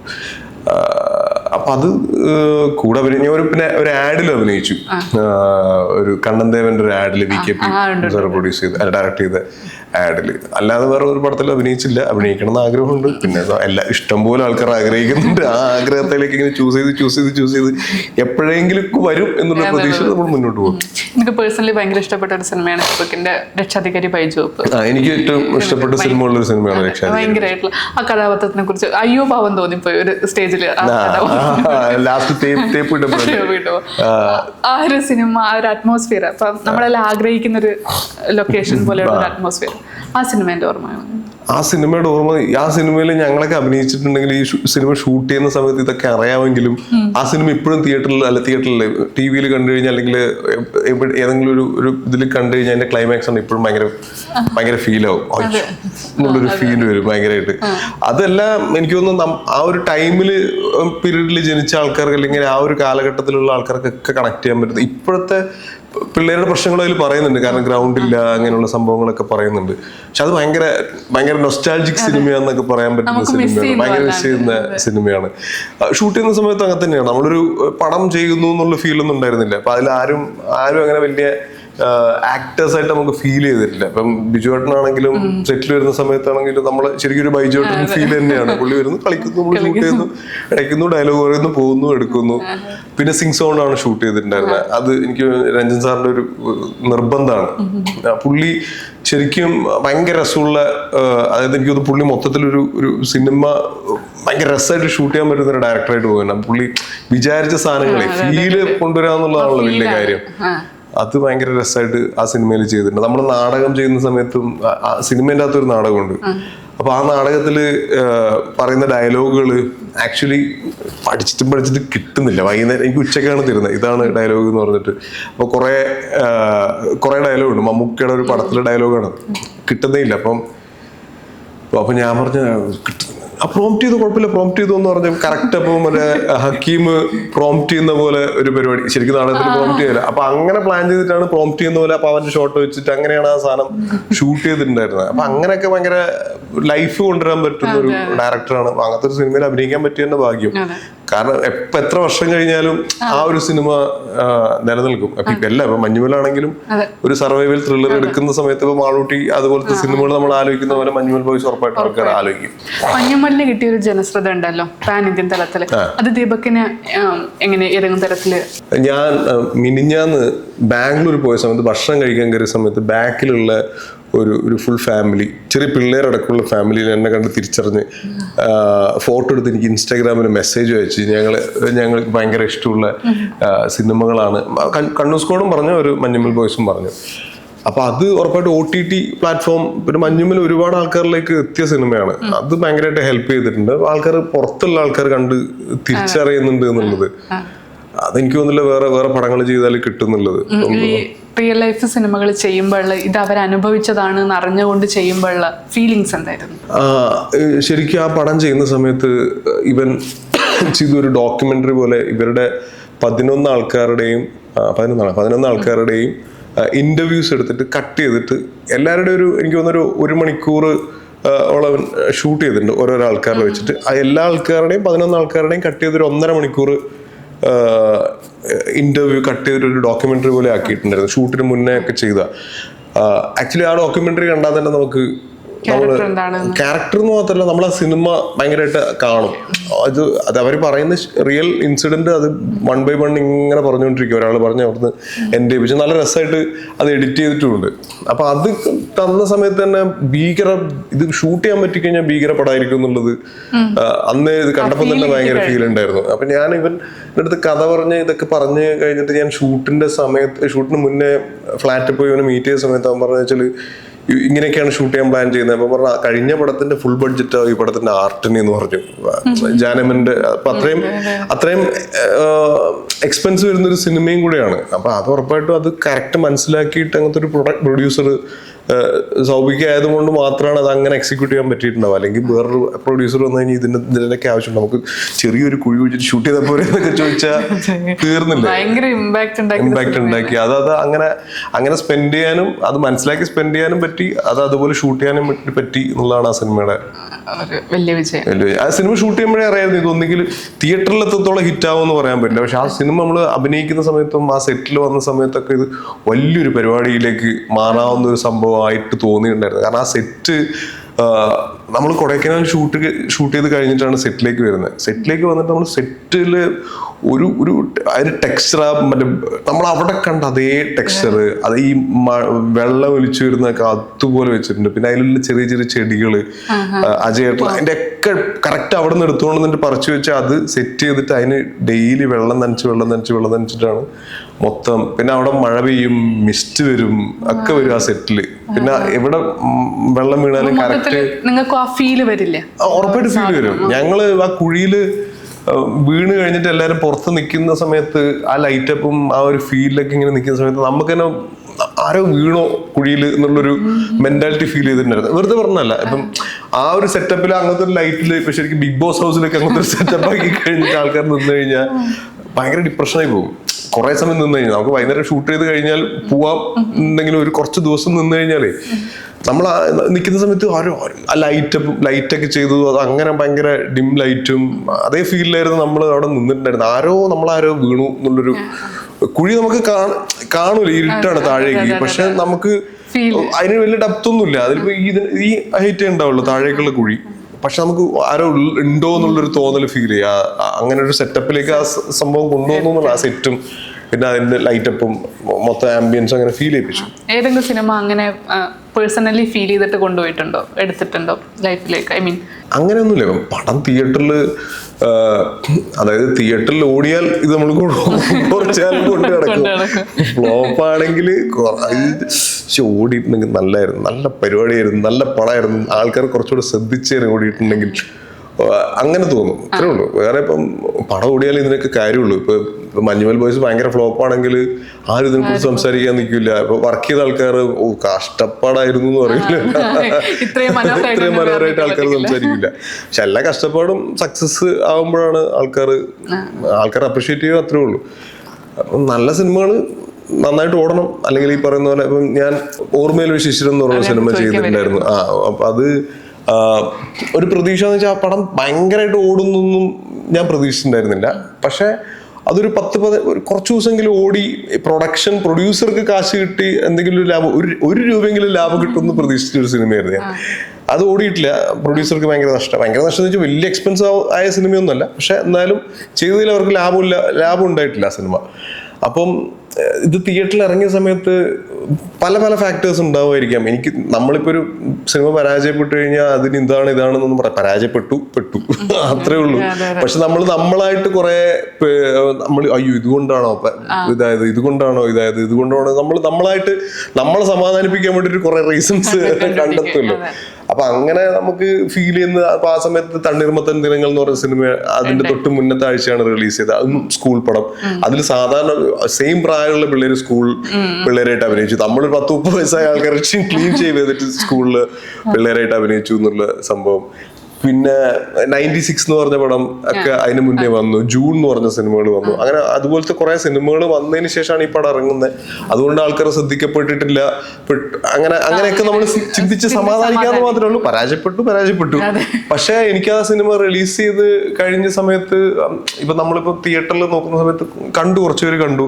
വൈകുന്നേരത്തെ ഷോ ഒക്കെ നോക്കുമ്പോഴോ കുറച്ചൊരു ബാക്കിലൊരു 4 പേരൊക്കെ ബുക്ക് ചെയ്തിട്ടുണ്ടല്ലോ എന്നൊക്കെ കാണുമ്പോൾ നമുക്കിങ്ങനെ മെന്റലി ഇങ്ങനെ ഭയങ്കര ടെൻഷൻ വരും. അപ്പൊ ഞാനിങ്ങനെ ആ സമയത്ത് ഞാനിങ്ങനെ പ്രൊഡ്യൂസറോടൊക്കെ എന്തെങ്കിലും ചെയ്യാൻ പറ്റും, ഇങ്ങനെ കുറച്ചും കൂടെ ആൾക്കാർ വന്നിട്ടുണ്ടെങ്കിൽ എന്നൊക്കെ ചോദിച്ചിട്ട്, അപ്പൊ നമ്മൾ അതിന് കുറെ സീൻസ് ഒക്കെ കട്ട് ചെയ്തിട്ടൊക്കെ ഇട്ടാൽ ആൾക്കാർ കാണും. കണ്ടിട്ട് അത് പിന്നെയും സിനിമ തിയേറ്ററിലേക്ക് ആൾക്കാർക്ക് വരും.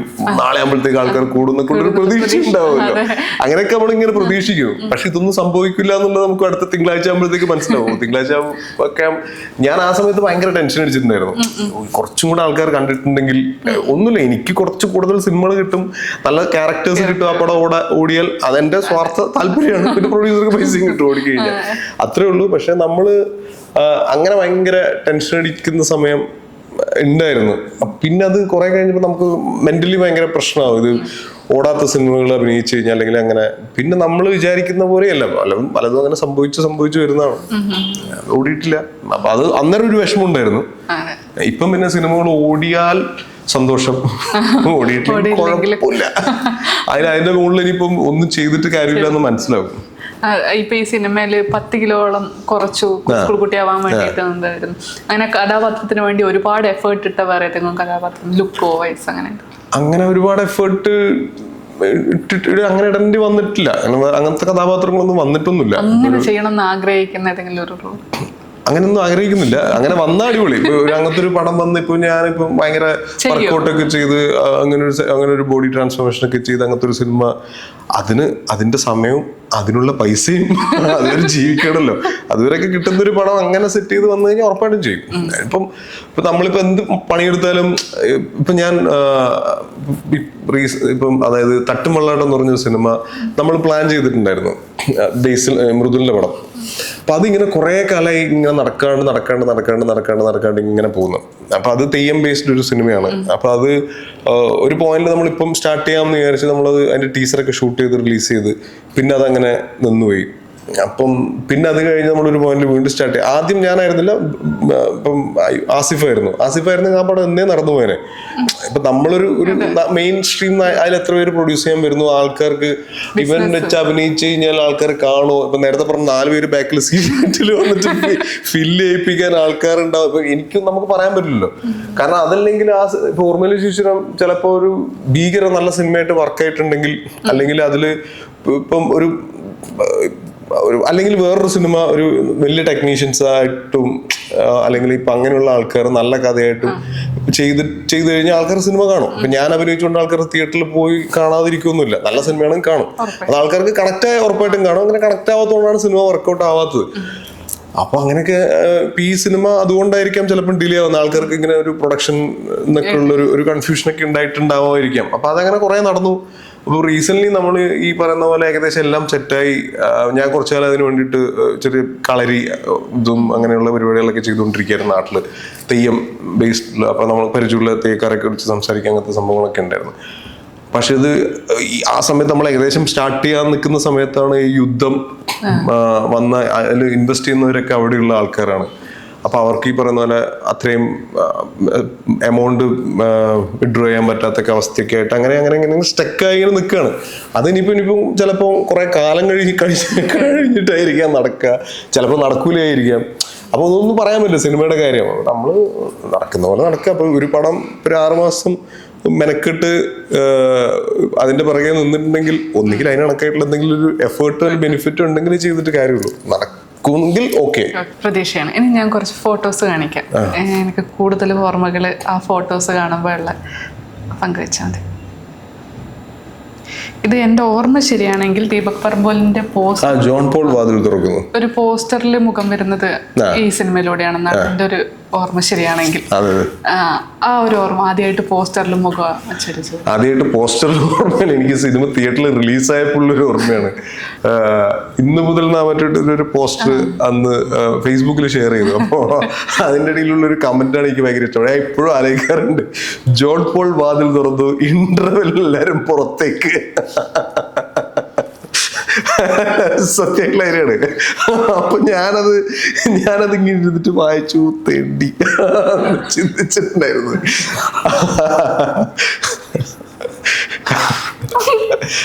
അപ്പൊ അതാണ് അത് കാണുമ്പോ എനിക്ക് ഓർമ്മ. അങ്ങനെ പല പല ഓർമ്മകളിലൂടെ കടന്നു പോയിട്ട് ഓരോരു സിനിമ അഭിനയിക്കുന്നു. കോളേജ് കാലത്ത് കോളേജില് ഇത് ഞങ്ങളുടെ കോളേജില് BSc പഠിക്കുന്ന സമയത്തുണ്ടായിരുന്ന ഫ്രണ്ട്സ്. ഇപ്പൊ എല്ലാവരുമായിട്ടും നമ്മള് കൂടാറും കോണ്ടാക്ട് ഒക്കെ ഉള്ള ആൾക്കാരാണ്. ഈ സമയത്തായിരിക്കും സിനിമയൊക്കെ സ്വപ്നം കണ്ടത്. ഈ സമയത്ത് ഞാൻ MCA പഠിക്കുന്ന സമയത്താണ് ഫസ്റ്റ് മലർവാടിയിൽ അഭിനയിക്കുന്നത്. ഈ സമയത്ത് ഞാൻ അതിലൊരു വിജേഷ് ഉണ്ട്. അതില് വിജേഷ് ഇല്ല, ഇതില് വേറൊരു ഫ്രണ്ട് ഉണ്ട് വിജേഷ് എന്ന് പറഞ്ഞത്. അപ്പൊ ഞാനും വിജേഷും കൂടി റോസാപ്പൂ കാലെന്നോ അങ്ങനെ എന്ന് പറഞ്ഞൊരു ആൽബം ഉണ്ടായിരുന്നു. അപ്പൊ ആ ആൽബം പേപ്പറിൽ ഇത് കണ്ടിട്ട് ഞങ്ങള് അതിന് മുന്നേ ഒരു ആൽബം, അത് കഴിഞ്ഞിട്ടാണ് തോന്നുന്നത്, ഞാൻ ഒരു ആൽബത്തിൽ അഭിനയിക്കാൻ വേണ്ടി പോയത്. അമ്മയുടെ വളയൊക്കെ പണയം വെച്ചിട്ട് അത് പൈസക്ക് പോയിട്ട് അങ്ങനെ ഒരു കഥയുണ്ടായിരുന്നു. ഇതില് റോസാപ്പൂക്കാലം തന്നെയാണ് തോന്നുന്നത് ആൽബത്തിന്റെ പേര്. അങ്ങനെ ഒരു ഇത് കിട്ടിയിട്ട് ഞാനും വിജേഷും കൂടി ഇവിടെയായിരുന്നു, കേച്ചേരി, തൃശ്ശൂർ കേച്ചേരി ഒരു സ്ഥലത്താണ് ഇതിന്റെ ഇതുണ്ടായിരുന്നത്. അപ്പൊ ഞങ്ങൾ പോയപ്പോൾ തന്നെ രജിസ്ട്രേഷൻ ഫീസ് അന്ന് 300 രൂപയായിട്ട് വാങ്ങിച്ചു.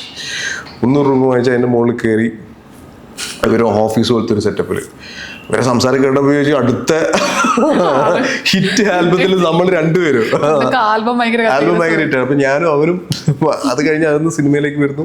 അങ്ങനെ അതായത് അന്ന് സത്യനന്ദിക്കാരന്റെ പടത്തിൽ ഞാൻ അഭിനയിച്ചു കഴിഞ്ഞു എന്റെ മനസ്സിൽ. അങ്ങനത്തെ ഒരു മെന്റാലിറ്റിയിൽ നമ്മളെ ആക്കിയിട്ട് അവിടുന്ന് പുറത്തേക്ക് വിടും. എന്നിട്ട് അവിടെ നിന്ന് താഴെ ഇറങ്ങിയിട്ട് ഞങ്ങൾ ചായ കുടിക്കാൻ അപ്പുറത്തൊരു കടയിൽ പോയ സമയത്താണ് അവിടുത്തെ ഒരു പുള്ളിക്കാരൻ പറഞ്ഞത്, ഇതിവര് സ്ഥിരം ചെയ്യുന്നതാണ്, കുറെ പേര് ഇടക്കിടക്ക് വരാറുണ്ട്, ഇതിവരൊന്നും ചെയ്യാറൊന്നുമില്ല. അതായത് രജിസ്ട്രേഷൻ ഫീസ് വാങ്ങിച്ചിട്ട് അവരെ പുട്ടടിച്ചിട്ട് പോകുന്ന ആൾക്കാരാ. അപ്പൊ അതും പോയി ഇതും പോയി ഞങ്ങൾ തിരിച്ചു പോയതാ. റോസാപ്പൂക്കാലം തന്നെയാണ് ആൽബത്തിന്റെ പേര്, മറന്നുപോയി. അതന്നെ തൃശ്ശൂർ കേച്ചേരിയാണ് ഓഫീസ്. ഇപ്പോഴും ചിലപ്പോ രജിസ്റ്റർ ഇപ്പോഴും അവര് നടത്തുന്നുണ്ടാവും രജിസ്ട്രേഷൻ ഫീസ് ഒക്കെ കൊടുത്തിട്ട്. അതേപോലെ ഒരു ആൽബം, അതേ ആൽബം തന്നെയാണ് ഒരു ആൽബത്തിന്, ആ ആൽബം റിലീസായിട്ടില്ല. ഇതേപോലെ പൈസ വാങ്ങിച്ചു വെച്ചാൽ ഞാൻ എങ്ങനെയും അന്ന് ആൽബത്തിൽ അഭിനയിച്ചിട്ട് എങ്ങനെയെങ്കിലും കയറി മുന്നേ, അങ്ങനെയുള്ള കുറെ ആൾക്കാരൊക്കെ അങ്ങനെ ഉണ്ടല്ലോ. അപ്പൊ നമ്മളിങ്ങനെ സ്ഥിരം കാണുമ്പം ആൽബത്തിൽ അഭിനയിക്കണം എന്നുള്ള ആഗ്രഹം കൊണ്ടല്ല, അതുവഴി എങ്ങനെയെങ്കിലും കയറാൻ പറ്റുമല്ലോ എന്നുള്ളൊരു ഇതില് ആണ് ഈ പറയുന്ന ഇതിനെ പേപ്പറിൽ കാണിക്കും. സിനിമ എന്ന് പറഞ്ഞ ചെറിയൊരു കോളുണ്ട്, അതിൽ ഫുൾ ടൈം എല്ലാ ദിവസവും പേപ്പറേ വായിക്കില്ല, അത് മാത്രമേ നോക്കുള്ളൂ. അപ്പൊ അങ്ങനെ വേറൊരു ആൽബത്തിൽ ഞാൻ കോളേജ് പഠിക്കുന്ന സമയത്ത്, ഇതേപോലെ MCA പഠിക്കുന്ന സമയത്ത്, MCA പഠിക്കുന്നതിന് തൊട്ട് മുന്നേ വന്നു ഇങ്ങനെ കണ്ടപ്പോഴാണ് അവരെ വിളിച്ചു ചോദിച്ച് ഞാൻ ഫോട്ടോ അയച്ചു കൊടുത്ത്. ഇതൊക്കെ ഉഡായിപ്പിന്റെ ഇതാണ്. അപ്പം ഫോട്ടോ അയച്ചു കൊടുത്ത് കഴിഞ്ഞ് ഇവരെന്നെ വിളിച്ചിട്ട് പറഞ്ഞു പൂജ എറണാകുളത്ത് വെച്ച് നടത്തുന്നുണ്ട്, അപ്പം വരണം എന്ന് പറഞ്ഞിട്ട് ശരി ആയിക്കോട്ടെ. പൂജയ്ക്ക് ഞാൻ പോയി. പൂജയ്ക്ക് പോയ സമയത്ത് അന്ന് പൂജ ചെയ്തത് ആരെയെന്ന് വെച്ച് കഴിഞ്ഞാൽ, അതായത് ഇവരൊന്നും ഇത് അറിയില്ല. ഇത് പൂജ ചെയ്യുന്ന ഇപ്പൊ പേര് പറഞ്ഞാൽ ചിലപ്പോൾ ഒരു വേറൊരു നാളെ ഇവരുടെ ഇതൊക്കെ വെച്ചിട്ട് പ്രശ്നമാവും. വെച്ചാൽ ഞാൻ കൂടെ അഭിനയിച്ച ആക്ടറാണ്, വലിയ ആക്ടറാണ്, അത്യാവശ്യം എല്ലാ സിനിമകളിലും വലിയ സിനിമയിലൊക്കെ വലിയ ആക്ടറാണ്. മോഹൻലാലൊന്നും മമ്മൂട്ടി ഇപ്പൊ നാളെ തന്നെ അവരെ അല്ല, ഇവരൊക്കെയാണ് പൂജയിലുണ്ടായിരുന്നത്. അറിയപ്പെടുന്ന ഒരാളാണ്, അത്യാവശ്യം ഒന്നുമില്ല, നന്നായിട്ട് അറിയപ്പെടുന്ന ഒരു ആക്ടറാണ്. പിന്നെ അങ്ങനെയുള്ളൊരു പരിപാടിക്കായിട്ട് ഒരു പൂജാ സെറ്റപ്പ്, പക്ഷെ അവരറിഞ്ഞിട്ടേ ഉണ്ടാവില്ല കേട്ടോ. പൂജാ സെറ്റപ്പ് കണ്ടപ്പോൾ ഞാൻ വിചാരിച്ചു സെറ്റ് ഓക്കെ എന്ന് കഴിഞ്ഞ് അത് പൂജയൊക്കെ കഴിഞ്ഞിട്ട് ഞാൻ പണ്ട് അയച്ചു കൊടുത്തൊരു ഫോട്ടോ ഉണ്ട്, അവർക്ക് അയച്ചു കൊടുത്തൊരു ഫോട്ടോ, ഇങ്ങനെ നിൽക്കുന്നൊരു ഫോട്ടോ. അത് കണ്ടിട്ട് ആ പ്രൊഡ്യൂസർ എനിക്കെന്നെ കണ്ടാന്ന് മീശൊക്കെ വടിച്ച് ഒരുമാതിരി, മീശ അടിച്ചാൽ ഭയങ്കര മോശം പോലെ തന്നെ. അപ്പോൾ ഇതൊക്കെ വടിച്ചിങ്ങനെ നിൽക്കുന്ന ഫോട്ടോ കണ്ടിട്ട് പുള്ളി പറഞ്ഞു വിളിക്കാട്ടോ എന്നൊക്കെ പറഞ്ഞു. ഞാൻ വിചാരിച്ചു വിളിക്കുമായിരിക്കും എന്ന് വെച്ചാൽ പോയി. വീട്ടിലെത്തിയിട്ട് കുറച്ച് ദിവസം കഴിഞ്ഞപ്പോഴായിട്ടാണ് വീണ്ടും വിളിക്കുന്നത്. ഒരു 11 മണി ആ സമയത്ത്, ഉച്ചയ്ക്ക് മുന്നെയാണ് വിളിക്കുന്നത്. വിളിച്ചിട്ട് അടുത്ത് ഇങ്ങനെ പറഞ്ഞു ഇങ്ങനെ സെലക്ട് ചെയ്തിട്ടുണ്ട് നിങ്ങൾ. ഞാനപ്പം ഭയങ്കര ഒരു പാട്ട് 8 പാട്ടാണുണ്ടായാലും ഒരു പാട്ടുള്ള നായകൻ ഞാനാന്ന് പറഞ്ഞു. ശരി ഓക്കെ. അപ്പൊ അവരൊന്ന് കുറച്ച് പൈസ തരേണ്ടി വരും, അത് നമ്മൾ ഇതൊക്കെ ആയിട്ട് റിലീസൊക്കെ ആയിട്ട് തിരിച്ചു തരും, അങ്ങനെ ഇങ്ങനെയെന്നൊക്കെ പറഞ്ഞു. ഞാൻ വിളിച്ചു പൈസ എന്നൊക്കെ ചോദിച്ചപ്പോൾ എനിക്ക് തോന്നുന്നു അന്നൊരു 15,000 അങ്ങനെ എന്തോ പൈസ എൻ്റെ കയ്യിൽ നിന്ന് പോയെന്ന് വെച്ചാൽ ഞാൻ എൻ്റെ കയ്യിൽ പൈസ ഒന്നുമില്ല, പൈസ ഇല്ല. ഒന്നാമത് അമ്മേടെ ആരെങ്കിലും പൈസ ഇല്ല, അച്ഛൻ്റെ കയ്യിലും പൈസ ഇല്ല. അച്ഛൻ മെഡിക്കൽ ഷോപ്പിൽ വർക്ക് ചെയ്യുന്ന ആ സമയത്ത് ഞാൻ അച്ഛനെ വിളിച്ചു ചോദിച്ചു. അച്ഛനെയും സിനിമ പരിപാടി എന്നൊന്നും പറഞ്ഞാൽ അടുപ്പിക്കൂല. അപ്പോൾ വിളിച്ചു ചോദിച്ചപ്പോൾ അച്ഛൻ ചൂടായി ഞാൻ വെച്ച്. പിന്നെ അച്ഛൻ ചിലപ്പോൾ വിചാരിച്ചിട്ടുണ്ട് ഇനി ഇവനിത് പറഞ്ഞിട്ട് ഇവൻ വല്ല ആത്മഹത്യ ചെയ്തിട്ട് ഞാൻ നാളെ കൂടുമല്ലോ എന്ന് വിചാരിച്ചിട്ട് അടുത്ത വളച്ചൻ വിളിച്ചിട്ട് എൻ്റെ അടുത്ത് പറഞ്ഞു നീ ഒരു കാര്യം ചെയ്യും, നീ ഒരു അമ്മയുടെ വളയുണ്ടല്ലോ അത് നീ പണയം വെച്ചോ, എന്നിട്ട് നീ പൈസ എടുത്തിട്ട് പൊയ്ക്കോന്ന് പറഞ്ഞു. ഞാൻ പിന്നെ അങ്ങനെ എന്നുള്ള രീതിയിൽ വള പണയം വെച്ച് പൈസ എടുത്ത് അന്ന് വൈകുന്നേരത്തെ തന്നെ വണ്ടിയാന്ന് തോന്നുന്നു, മലബാറിനാ അങ്ങനെ എന്തോ. തിരിച്ച് ആലപ്പുഴയാണ് ഷൂട്ടിന്റെ, അന്ധകാരനഴി എന്ന് പറഞ്ഞിട്ട് ഏതോ ഒരു, ആ പേരൊന്നും ഒരിക്കലും ഞാൻ മറക്കൂല, അങ്ങനത്തെ സ്ഥലമാണ്. അവിടെയൊക്കെ പോയി ഇവര് മറ്റേ അത് കഴിഞ്ഞ് കുറേ ആൾക്കാരുണ്ട് അവിടെ, കുറേ ആൾക്കാരും പരിപാടികളൊക്കെ ഇങ്ങനെ നടക്കുന്നുണ്ട്. ഒരു ലോക്കൽ ലോഡ്ജ്, അന്ന് അങ്ങനെ നമുക്ക് അന്ന് ലോക്കലാണ്, അന്ന് കുഴപ്പമില്ലാത്ത ലോഡ്ജ്, പക്ഷെ നമുക്ക് ആലോചിക്കുമ്പോൾ ഇപ്പൊ ലോക്കൽ ലോഡ്ജാണ്. പോയി കുറെ ആൾക്കാർ ഇങ്ങനെ നിൽക്കുന്നു. അപ്പൊ കുറച്ച് കഴിഞ്ഞപ്പോ ഒരു റൂമിന്റെ അകത്ത് ഓരോ ആൾക്കാർ ഇങ്ങനെ കയറി അങ്ങനെ ഇറങ്ങുന്നുണ്ട്. അപ്പൊ എന്റെ കൂടായപ്പോ ഞാൻ കയറിയപ്പോ ഒരു പുള്ളി മറ്റേ കിടക്കയിൽ ഇങ്ങനെ ഒരു പുള്ളി ഇങ്ങനെ കിടക്കുന്നുണ്ട്, ഒരു പുള്ളി ഇപ്പുറത്ത് ഇരിക്കുന്നുണ്ട്, ഇപ്പുറത്തൊരു കസേലുണ്ട്. ഞാൻ പോയി അവിടെ ഇങ്ങനെ ഇരുന്നിട്ട് എന്റെ ഫോട്ടോ, അപ്പോഴും ആ ഫോട്ടോ എടുത്ത് നോക്കിയിട്ട് അപ്പോ എന്താ പറഞ്ഞ ഇത് എന്ന് പറഞ്ഞിട്ട് ഇങ്ങനെ ബാക്കി എന്തൊക്കെയോ കാര്യങ്ങൾ സംസാരിച്ച് എനിക്ക് ഓർമ്മയില്ല. ഈ പോയിന്റ്സ് മാത്രമേ എനിക്ക് ഓർമ്മയുള്ളൂ. അപ്പൊ ഞാൻ ഇങ്ങനെ പറഞ്ഞു പുള്ളിയെടുത്ത് ഇങ്ങനെ പിന്നെ അമ്മയുടെ പണം പണയം വെച്ച പൈസ എന്ന് പറഞ്ഞിട്ട് ഞാൻ കരഞ്ഞു വെച്ചാൽ എനിക്ക് കണ്ണിന്ന് ഇങ്ങനെ വെള്ളം വന്ന്. അത് ആ സമയത്ത് സംഭവിച്ചായിരിക്കാം.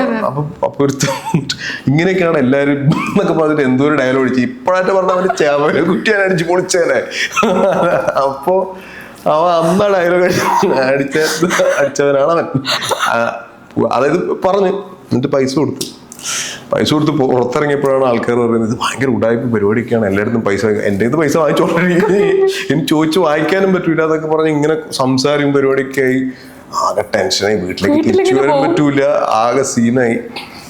രാത്രി ഇവര് അത് കഴിഞ്ഞിട്ട് കുറച്ച് കഴിഞ്ഞ് പാട്ട് കേൾപ്പിച്ചു.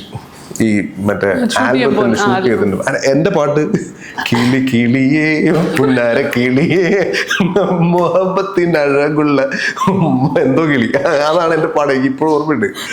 ആ പാട്ടാണ് എനിക്ക് ഷൂട്ട് ചെയ്യാനുള്ള പാട്ട്. അപ്പൊ ഇവരെൻ്റെ അടുത്ത് പറഞ്ഞ് ഷൂട്ട് ചെയ്യാൻ ഞാൻ ഉണ്ട്, അപ്പൊ ഷൂട്ട് ചെയ്യൂ എന്നുള്ള സീനായി. അന്ന് രാത്രി അവിടെ കിടന്ന് ചോദിച്ചു കഴിഞ്ഞാൽ ഒരു 10 പേരുണ്ടാവും റൂമില്. കൂത്തുന്നൊക്കെ പറഞ്ഞു ചുമരിന് മൊത്തം ഇങ്ങനെ ബ്ലഡ് ഇങ്ങനെ ഉറങ്ങാൻ പറ്റിയില്ല. എന്നിട്ട് അന്ന് രാത്രി അവിടെ കോഴികൾ മാത്രം നേർച്ച കൊടുക്കുന്ന ഒരു അമ്പലമുണ്ട്. എനിക്ക് എവിടെയാന്ന് പിന്നെ ഞാൻ ഓർക്കുന്നില്ല. ചേർത്തല ആ ഭാഗത്ത് എവിടെയോ അമ്പലത്തിൽ ഫുള്ള് കോഴികളാണ്. രാവിലെ ഒരു പുള്ളി പറഞ്ഞ് എങ്ങനെ പോവാന്ന് പറഞ്ഞു. എന്നാ പിന്നെ ഉറക്കമില്ല, എന്നാ പിന്നെ അതെങ്കിലും നടക്കട്ടെ എന്ന് പറഞ്ഞിട്ട് പോയി. തിരിച്ചു വന്ന് അന്ന് ഷൂട്ട് തുടങ്ങി എങ്ങനെയാണെന്ന് വെച്ച് കഴിഞ്ഞാൽ അതായത് മറ്റേ പാനോഷൻ മറ്റേ ഇത് കല്യാണത്തിന് ഷൂട്ട് ചെയ്യുന്ന ക്യാമറ ഇല്ലേ, ആ ക്യാമറയിലാണ് ഷൂട്ട് ചെയ്യുന്നത്. ഇതെങ്ങനെയാന്ന് വെച്ച് കഴിഞ്ഞാൽ ഇവര് മറ്റേ വോക്ക്മാനിൽ ഈ സാധനം ഇടും, എന്നിട്ട് കുറച്ച് പ്ലേ ചെയ്യും, കിളി കിളിയേ പുന്നാര കിളി, എന്നിട്ട് ഞാൻ അവിടെ പോയിട്ട് അഭിനയിക്കണം. വേറെ സൗണ്ടൊന്നും എക്സ്ട്രാ സൗണ്ട് പരിപാടി ഒന്നുമില്ല. ഞാൻ ഒരു നന്ദുണിയൊക്കെ എടുത്തിട്ട് കിളി കിളിയേ അങ്ങനെ അത് ഷൂട്ട് ചെയ്ത് ഞാൻ പിറ്റേ ദിവസം തിരിച്ചു വന്ന് അതിലൊരു പയ്യനായിട്ട് കോണ്ടാക്ട് ഉണ്ടായിരുന്നു. പിറ്റേ ദിവസം അന്ന് രാത്രി എങ്ങനെയൊക്കെയോ തിരിച്ചു വന്ന് ആലപ്പുഴ വന്നിറങ്ങി എങ്ങനെയൊക്കെയോ എത്തി വീട്ടിലെത്തിയിട്ട് ഞാൻ 2-3 ദിവസം കഴിഞ്ഞിട്ട് ഞാൻ വേറൊരു ഫ്രണ്ട് വെച്ചാൽ അവിടുന്ന് പരിചയപ്പെടുത്താം, ഇപ്പം മറന്നുപോയി. അന്ന സമയത്തെ കോണ്ടാക്ട് ഉണ്ടായിരുന്നുള്ളൂ. അവനെ വിളിച്ചപ്പോൾ അവൻ പറഞ്ഞ ആകെ പെട്ടു, ഇവിടെ ഡയറക്ടർ ഇവരൊക്കെ ലോഡ്ജ് കയറി പൂട്ടിയിട്ടിരിക്കുകയാണ്, അവർ പൈസ കൊടുക്കാത്തതുകൊണ്ട് അവരെ പൂട്ടിയിട്ടിരിക്കുക എന്നൊക്കെ പറഞ്ഞ് അതങ്ങനെ പെട്ട് അതങ്ങനെ സീനായി. അങ്ങനെ ഒരു പരിപാടി അതിൻ്റെ ഇടയിൽ കൂടെ അത് നടന്ന്. പിന്നെ വീട്ടില് അച്ഛന്റെ മുഖത്ത് നോക്കാൻ പറ്റില്ല. അച്ഛൻ പറഞ്ഞു, നീ എപ്പോഴാ മറ്റേ ഇതിന്റെ ആൽബം ഇറങ്ങിയിട്ട് ഇന്ന് ഹിറ്റായിട്ട് വേണമല്ലോ വളരെ തിരിച്ചെടുത്ത് കൊടുക്കാൻ, അതെപ്പോഴാ ചെയ്യാന്ന് ചോദിച്ചാൽ പടം ഇറങ്ങി ഹിറ്റായി സിനിമയിൽ അഭിനയിച്ച് നായകനായി അതിന് പൈസ കിട്ടിയിട്ടാണ് ഈ വള എടുത്തു കൊടുക്കുക. അച്ഛൻ പിന്നെ കുറച്ച് പൈസ മാസം അടച്ചടച്ച് അത് എടുത്ത് കൊടുത്ത് എന്റെ മുമ്പ് തന്നെ എടുത്ത് കൊടുത്ത്, ഇതാ നീ കൊടുത്ത് വളാന്ന് പറഞ്ഞിട്ട് വീട് എന്ന് പറഞ്ഞിട്ട് അമ്മയ്ക്ക് കൊടുത്ത്. അതിനുശേഷം അച്ഛന് സിനിമ പരിപാടി എന്നൊക്കെ ഉള്ളൊരു സംഭവം. പിന്നെ അതിനിടയിൽ ഞാൻ കുറെ ഓഡീഷൻസിലൊക്കെ പോകും. ഈ പറയുന്ന പോലെ വീട്ടൊന്നും അറിയാണ്ട് ഞാൻ പോകും. മലർവാടിയുടെ ഓഡീഷൻ ഞാൻ അങ്ങനെയാണ് വന്നത്. മലർവാടിയുടെ ഓഡീഷൻ ഞാൻ വന്നതെന്ന് വെച്ചാൽ എൻ്റെ ഒരു ഫ്രണ്ടിന്റെ ലൈജു എന്ന് പറയുന്ന ഒരു ഫ്രണ്ട് ഉണ്ട്. അവന് പെങ്ങളൊന്നുമില്ല. അവന്റെ പെങ്ങളെ കല്യാണം ഉണ്ടെന്ന് പറഞ്ഞിട്ടാണ് ഞാൻ ഓഡീഷൻ വന്ന് അന്ന് സെലക്ട് ആയി. പിന്നെ ഒരു 3 ദിവസം ക്യാമ്പ് ഉണ്ടായിരുന്നു. ആ ക്യാമ്പിന് ഇപ്പൊ എന്തു പറയും എന്നുള്ള അവസ്ഥയിൽ ഇങ്ങനെ നിൽക്കുന്ന സമയത്താണ് ഞാൻ കാര്യം പറഞ്ഞു, ഇങ്ങനെ ഒരു ചെറിയ ക്യാമ്പ് പരിപാടി 3 ദിവസം. അച്ഛനെങ്ങനെയൊക്കെയോ വിട്ട് അതിലഭിനയിച്ച് കഴിഞ്ഞിട്ട് നാട്ടില് സിനിമ നടനായി. മറ്റേ അതിൻ്റെ ഇടയിൽ ഞാൻ ഇങ്ങനെ കുറെ ഓഡീഷൻ പരിപാടികളൊക്കെ ഇങ്ങനെ അറ്റൻഡ് ചെയ്യുന്നുണ്ട്. പക്ഷെ അച്ഛനും തീരെ താല്പര്യം ഉണ്ടായിരുന്നില്ല. അച്ഛൻ വിചാരിച്ചിട്ട് ഇവൻ ഇതിൽ ഇറങ്ങി തീരുമാനിച്ച് പാളി അങ്ങനെ തീരുമാനിച്ചു. അപ്പൊ ഞാൻ MCA വരെ MCA പഠിച്ചുകൊണ്ടിരിക്കുന്ന സമയമായിരുന്നു. അപ്പൊ 3rd സെമിസ്റ്ററിലാണ് ഞാൻ മലർവാടി അഭിനയിക്കുന്നത്. അപ്പൊ 3rd സെമിസ്റ്റർ വരെ എനിക്ക് ഫുൾ സപ്ലി ആയിരുന്നു. First semester full supply, second semester full supply, lab മാത്രമേ പാസ്സായിട്ടുള്ളൂ. ഫസ്റ്റ് സെമിസ്റ്റർ ലാബ് പാസ്സായി, സെക്കൻഡ് സെമിസ്റ്റർ ലാബ് പാസ്സായി, 3rd സെമിസ്റ്റർ 2 പേപ്പർ കിട്ടി, ബാക്കി സപ്ലി. അന്നേരം സിനിമയിൽ അഭിനയിക്കുകയും ചെയ്തു. അപ്പൊ എനിക്കൊരു തീരുമാനം, ഇനിയിപ്പം സിനിമയിൽ അഭിനയിക്കാനുള്ള ഒരു അവസരം കിട്ടും, ഇത് പഠിച്ചിട്ട് വെറുതെ കളയണ്ടല്ലോ എന്ന് പറഞ്ഞിട്ട് അന്ന് എനിക്ക് മറ്റേ ഒരു പ്രശാന്ത് എന്ന് പറഞ്ഞിട്ടൊരു സാറുണ്ട്. സാറിപ്പോ 2 മാർക്കാണ് എനിക്ക് ഇന്റേണൽ ഇട്ട് ബ്ലഡി ഫുൾ 2 മാർക്ക്. അപ്പോ പുള്ളി ഇപ്പൊ കാണുന്ന കണ്ടോട്ടെ, സത്യല്ലേ അല്ല അത്. അപ്പൊ ആ ഇന്റേണല് പിന്നെ അത് എഴുതിയെടുക്കണല്ലോ. അപ്പൊ എൻ്റെ അടുത്ത് ഒരു ടീച്ചർ എൻ്റെ അടുത്ത് പറഞ്ഞ്, ദീപാവശാണ് എടുത്ത് പറഞ്ഞ്, നിർത്തിക്കോ ദീപക്കെ, വെറുതെ എന്തിനാ ഇത് എഴുതിയെടുക്കല്, ഭയങ്കര പാടായിരിക്കും, ഇത് കിട്ടൂല. ഒന്നാമത് മറ്റേ ബാക്കിയെല്ലാം സപ്ലിയാ, ഫസ്റ്റ് സെമിസ്റ്റർ സെക്കൻഡ് സെമിസ്റ്റർ ഒക്കെ സപ്ലിയാ. അപ്പൊ എൻ്റെ അടുത്ത് പറഞ്ഞ് എഴുതിയെടുക്കുക, നടക്കും, നിർത്തി വെറുതെ വീട്ടിൽ പറഞ്ഞാൽ കൊല്ലുമല്ലോ. അച്ഛൻ ഒരുമാതിരി ടെററായിരുന്നു ആ സമയത്ത്, എല്ലാം കൊണ്ടും ടെററും ആ അവസ്ഥയിൽ നിൽക്കുകയായിരുന്നു. അപ്പൊ ഞാൻ എന്നിട്ട്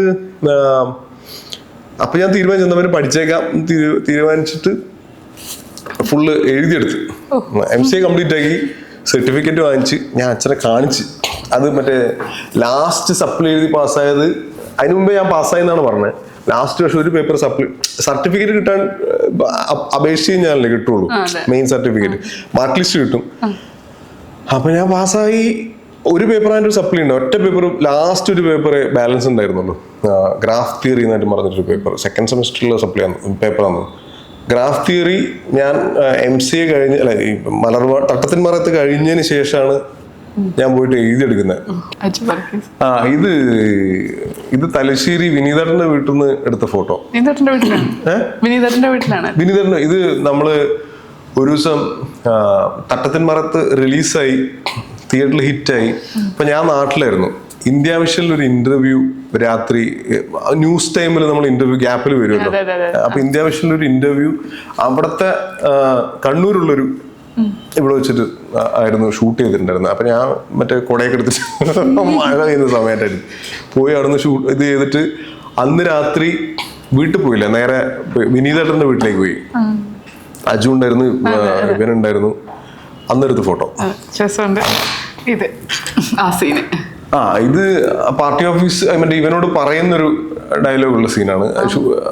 മറ്റേ ഇവൻ മറ്റേ ഇവളെ കണ്ടു നായിന്റെ പോലെ എന്തോ വിളിച്ചിട്ട് ബൈക്കിന്റെ മുകളിൽ വിളിച്ചിരിക്കുന്ന ഒരു സീനാണ് ഷൂട്ട് ചെയ്തത്. ആ ഫോട്ടോ അവിടെയുള്ള സ്നേഹപ്രകടനത്തിലുള്ള വരുന്ന വാക്കുകളാണ്. ഇത് മനോഹരത്തിന്റെ സമയത്ത് എടുത്തത്. അത് മാത്രം പോരെ, എന്തൊക്കെ പറയൂ. ഇത് ഇനിയിപ്പോ കഥ പറയണെങ്കിൽ ഇതില് ഇപ്പം ഞാൻ പറഞ്ഞ വിനീതേട്ടൻ മലർവാടിയിൽ ഇപ്പൊ അഭിനയിക്കാൻ വിളിച്ചിട്ട്, മലർവാടി കഴിഞ്ഞിട്ട് തട്ടത്തിൻമറത്തിൽ വിളിച്ചിട്ടില്ലെങ്കിൽ എനിക്ക് തോന്നുന്നില്ല ഇപ്പോഴും ഞാൻ ചിലപ്പോൾ ഈ പറഞ്ഞ പോലെ കുറെ ഓഡീഷൻസ് അറ്റൻഡ് ചെയ്തുകൊണ്ടിരിക്കുന്ന ആളായി മാറിയാണ്. ചിലപ്പോൾ എന്തെങ്കിലും ജോലി ചെയ്യുന്നുണ്ടാവാനെ ആയിരിക്കും, എന്തെങ്കിലും സൈഡ് പരിപാടിയൊക്കെ ചെയ്തിട്ട് അതിൽ നിന്ന് രക്ഷപ്പെടാണ്ട് ഇതിൽ രക്ഷപ്പെടുന്ന പ്രതീക്ഷയിൽ ഇങ്ങനെ നടക്കുമല്ലോ. ആ നടക്കുന്ന ഓഡീഷനിൽ നടക്കുന്ന ഒരാളായിട്ട് മാറിയാണ്. ഇത് മറ്റേ കണ്ണൂസ്കോട് റിലീസായ സമയത്ത് മമ്മൂക്കയുടെ വീട്ടില് നമുക്കൊരു ഈവനിങ് ഒരു ടീ പരിപാടിയൊക്കെ ആയിട്ട് സെറ്റ് ചെയ്തിട്ടുണ്ടായിരുന്നു. അപ്പൊ കുറെ ഫ്രൂട്ട്സും കുറെ നല്ല സ്വീറ്റ്സും കുറെ സാധനങ്ങളൊക്കെ ഇങ്ങനെ നിരത്തി വെച്ചിട്ട് മമ്മൂക്കൊരു കട്ടൻ ചായ മാത്രം എടുത്തിട്ട് കുടിക്കുമ്പോൾ നമ്മൾ സ്വീറ്റ്സ് ഒക്കെ കഴിച്ച് അത് നല്ല ഫ്രൂട്ട്സ് എന്നൊക്കെ പറഞ്ഞ് കഴിച്ചുകൊണ്ട് പുള്ളി ഒരു കട്ടൻ ചായ എടുത്തിട്ട് കഴിക്കും. അപ്പൊ ഞാൻ ഇങ്ങനെ ആലോചിച്ചു, ഇത്രയൊക്കെ കഷ്ടപ്പാട് വേണം സിനിമയിൽ ഇത്രയും കാലം നിൽക്കണമെങ്കിൽ. ഇത് മഞ്ഞുമ്മല് ഹിറ്റായ സമയത്ത് ഇതേപോലെ നമ്മളെല്ലാവരെയും കാണാം. പുള്ളിയായിട്ടൊരു ഒരു ഇന്ററാക്ഷൻ പോലെ ഉണ്ടായിരുന്നു. എല്ലാവരും ചിതുവും എല്ലാവരും സിനിമയിലുള്ള ടെക്നീഷ്യൻസും ബാക്കി എല്ലാവരും ഉണ്ടായിരുന്നു. ആ പുള്ളിയുടെ ഓഫീസിൽ പുള്ളി ഫ്രണ്ടിലിരിക്കുന്നു, ഞങ്ങളെല്ലാവരും ഇങ്ങനെ വെയിറ്റ് ചെയ്യുന്നു, പുള്ളി നടന്നു വരുന്നു, അവിടെ ഇരിക്കുന്നു, ഇങ്ങനെ ഇതിന്റെ കഥ പറയുന്നു. പൂനെയില് അല്ലെ, ഉറപ്പായിട്ടും ഭയങ്കര ഓറ നമുക്ക് ഫീൽ ചെയ്യുമല്ലോ. ആ സിനിമ കൊണ്ട് മാത്രം സംഭവിച്ച കുറെ നല്ല കാര്യങ്ങൾ ഇതൊക്കെയാണ്. രജനീകാന്ത് സാറിനെ കണ്ടു. ഇത് പുള്ളിയുടെ ഓഫീസിൽ പുള്ളി അന്ന് ഗുണ ഷൂട്ട് ചെയ്യുന്ന സമയത്ത് ഉണ്ടാവാതെ കുറെ ഇൻസിഡൻസും ഓർമ്മകളും. പുള്ളി അവിടെ നിന്ന് ഹെയറാമിൽ കാണിക്കുന്ന ഒരു തലയോട്ടി, കുരങ്ങന്റെ ഒരു തലയോട്ടി ഇങ്ങനെ ട്രാൻസ്ഫോം, ആ സാധനമൊക്കെ ആ ഗുണ ഷൂട്ട് ചെയ്യുന്ന സമയത്ത് എടുത്തുകൊണ്ടുവന്ന ആ തലയോട്ടിയാണ് പുള്ളി അതിൽ യൂസ് ചെയ്തതെന്ന്. അതിനിപ്പോ അവിടെ അത്രയും പോയ്സണസ് ഗ്യാസ് ഒക്കെ വരുന്ന അങ്ങനെ പുള്ളിയുടെ എക്സ്പീരിയൻസ് ആ കുഴിയിൽ ആ ഷൂട്ട് ചെയ്യുന്ന സമയത്ത് ഉണ്ടാകുന്ന കുറെ കഥകളൊക്കെ പറഞ്ഞിട്ട് ഇങ്ങനെ ഇവിടുന്ന് തുടങ്ങി എവിടെ വന്ന് നിൽക്കുന്നു എന്നുള്ളതാണ് ഈ ഒരു ഓർമ്മ പങ്കുവെച്ചപ്പോ തോന്നിയത്. ആ ഒരു ആൽബം ഷൂട്ട് ചെയ്യാൻ അമ്മേന്റെ വളയെടുത്ത് ഉലകനായകൻ കമൽഹാസൻ സാറിനെ കണ്ടിട്ട് ഇന്ററാക്ട് ചെയ്യുന്നത് എന്റെ കഴിവുകൊണ്ട് മാത്രമല്ല, കുറച്ചെന്റെ പ്രയത്നമുണ്ട്. ബാക്കി പിന്നെ എന്തൊക്കെയോ ഭാഗ്യം, പിന്നെ ഈ പറഞ്ഞ സാഹചര്യം. ഇപ്പൊ ഞാൻ ഫസ്റ്റ് സിനിമയിൽ അഭിനയിച്ച തന്നെ എൻ്റെ ഒരു ഫ്രണ്ട്, ഞാൻ ഈ കേസൊക്കെ നമ്മൾ അടുത്ത ആൾക്കാരോടൊക്കെ സംസാരിച്ചിട്ടുണ്ട്. ഈ പറഞ്ഞ പോലെ ഓഡീഷന് പോയ കാര്യങ്ങൾ, അല്ലെ ഭയങ്കരമായിട്ട് കളിയാക്കുന്നവന്മാരുടെ അടുത്തല്ല, നമ്മൾ ക്ലോസ് ആയിട്ട് നമ്മൾ മനസ്സിലാക്കുന്ന ഇവനൊക്കെ എന്തിനെന്ന് തോന്നുന്നതിനേക്കാളും കൂടുതൽ ആടാ എന്നിട്ട് അങ്ങനെ പറയുന്ന ആൾക്കാരുണ്ടാവുമല്ലോ. അങ്ങനെ അവരോടൊക്കെ ഇങ്ങനെ സംസാരിച്ചിട്ടുണ്ട്. അപ്പൊ എനിക്ക് പരിചയമുള്ള അങ്ങനെ ഒരു ഫ്രണ്ടിന്റെ അടുത്ത് ഞാൻ ഫ്രണ്ട് എന്ന് വെച്ചാൽ എന്നെക്കാളും സീനിയറാണ്, പക്ഷെ നമ്മൾ സ്ഥിരം കോണ്ടാക്റ്റിലുള്ള ആൾക്കാരാണ്, നമ്മൾ ഒരുമിച്ച് ക്രിക്കറ്റ് ഒക്കെ കളിക്കുന്ന ആൾക്കാരാണ്. അപ്പൊ പ്രശാന്ത് ഏട്ടനെന്നാണ് ഞാൻ വിളിച്ചോണ്ടിരുന്നത്. പിന്നെ ഒരു പ്രായം പ്രശാന്ത് സിനിമയിലെത്തിയതിനു ശേഷം അതിന് മുന്നേ തന്നെ. അപ്പോ ആയതുള്ളൊരു സാധനം വന്നപ്പോ അങ്ങനെ വിളിക്കാൻ തുടങ്ങി. ആദ്യം ചെറുപ്പത്തിലൊക്കെ നമ്മൾ കാണുമ്പോൾ ഏട്ടാന്ന് വിളി കളിക്കാം, പിന്നെ കുറച്ച് പ്രശാന്ത് അങ്ങനത്തെ ഒരു അവസ്ഥയിലേക്ക് മാറി. അപ്പം പിന്നെ നമ്മള് ഒരു പ്രാവശ്യം ഇതേപോലെ ബസ് സ്റ്റോപ്പിൽ നിൽക്കുന്ന സമയത്ത് ഞാൻ ഈ കഥയ്ക്ക് ഇങ്ങനെ പറഞ്ഞിട്ടുണ്ടായിരുന്നു. അത് കഴിഞ്ഞ് പുള്ളിനെ ഞാൻ ഇടയ്ക്കിടയ്ക്ക് MCA പഠിക്കുന്ന സമയത്ത് ഇടയ്ക്കിടയ്ക്ക് ബസ് സ്റ്റോപ്പിൽ വെച്ച് കാണും. ചില മിസ്സായ, ഞാൻ 8 മണിക്കത്തെ ബസ്സിനാണ് പോവുക, അതൊരു 8:10 8:10 ബസ്സൊക്കെ ആയ പുള്ളി ഉണ്ടാവും ലേറ്റ് ആയിട്ടുണ്ടെങ്കിൽ. അപ്പോൾ ഒരു ദിവസം ഇതേപോലെ എന്തോ ഒരു ഭാഗ്യത്തിന് ആ ബസ്സിൽ പുള്ളി ഉണ്ടായി എൻ്റെ അടുത്ത് പറഞ്ഞിങ്ങനെ ഓഡീഷൻ്റെ ഒരു സംഭവം ഉണ്ടായിരുന്നു. ഓഡീഷൻ വിനീത് ശ്രീനിവാസൻ ദിലീപ് പ്രൊഡ്യൂസ് ചെയ്യുന്ന പടത്തിൽ, ഗ്രാൻഡ് പ്രൊഡക്ഷൻസിന്റെ ബാനറിൽ ദിലീപ് പ്രൊഡ്യൂസ് ചെയ്യുന്ന പടത്തിൽ ഇങ്ങനെ ഇതില് ആൾക്കാരെ നോക്കുന്നുണ്ട് എന്ന് പറഞ്ഞിട്ടൊരു സാധനം പറഞ്ഞു. അപ്പം ഞാൻ രാവിലെ കണ്ടിട്ടില്ല. അപ്പം കോളേജിൽ പോയിട്ട് ഞാനിത് കണ്ടിട്ട് എൻ്റെ ഒരു ഫ്രണ്ടിൻ്റെ ഫോണിൽ നിന്ന് ഫോട്ടോ എടുത്തിട്ട് ഞാൻ അയച്ചു കൊടുത്തു. ഇതിൽ മെയിലേക്ക് അയച്ചു കൊടുത്തിട്ട് കോളേജ്, ഞാൻ എൻ്റെ കോളേജിൽ പഠിച്ച ഒരു ഫ്രണ്ട് ഉണ്ട്, BSc പഠിച്ച ഒരു ഫ്രണ്ട് ഉണ്ട്, അജിൻ എന്ന് പറഞ്ഞിട്ട്. അവൻ അന്ന് എയർടെലിൽ വർക്ക് ചെയ്യായിരുന്നു ചെന്നൈയിൽ.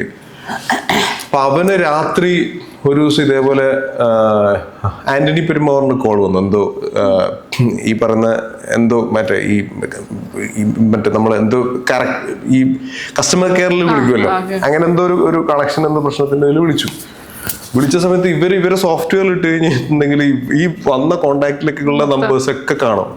അപ്പം എനിക്ക് ആന്റണി പെരുമാറിന്റെ നമ്പർ, മോഹൻലാലിന്റെ നമ്പർ, മോഹൻലാലായിട്ട് കണക്ട് ചെയ്ത നമ്പർ, ദിലീപേട്ടൻ്റെ നമ്പർ, ഒരു ലിസ്റ്റ് ഓഫ് നമ്പേഴ്സ് എനിക്ക്, ഞാൻ ഇതിലൊക്കെ അന്വേഷിക്കുകയാണല്ലോ. അപ്പൊ ഫുള്ള് നമ്പർ എനിക്ക് തന്നത്. അപ്പൊ ഞാൻ ആന്റണി പെരുമാറിനെ വിളിക്കും സ്ഥിരം, എടുക്കൂല, എപ്പോഴെങ്കിലൊക്കെ എടുത്തു കഴിഞ്ഞാൽ സംസാരിക്കാൻ വേണ്ടിയിട്ട്. അപ്പോൾ ഞാൻ ഒരു പ്രാവശ്യം ഇതേപോലെ വിളിച്ച് ഒരു പ്രാവശ്യം വിളിച്ചപ്പോൾ എടുത്തപ്പോൾ എടുത്ത് ഞാൻ ഇങ്ങനെ പറഞ്ഞു, ഇങ്ങനെയാണ് മോനെ, ആശീർവാദ് cinemas@yahoo.com ഫോട്ടോസ് അയക്കാൻ വേണ്ടി പറഞ്ഞു. ആശീർവാദിന് 2 ഉണ്ടായിരുന്നു, ഞാൻ ഒരേ വെച്ചിട്ടാണ് അയച്ചുകൊണ്ടിരുന്നത്, മെസ്സേജ് പോകുന്നുണ്ടായിരുന്നില്ല. അപ്പൊ ഇത് പോയില്ല എന്ന് പറയാൻ വേണ്ടിട്ട് ഞാൻ പുള്ളിയെ വിളിച്ചിട്ടുണ്ട്.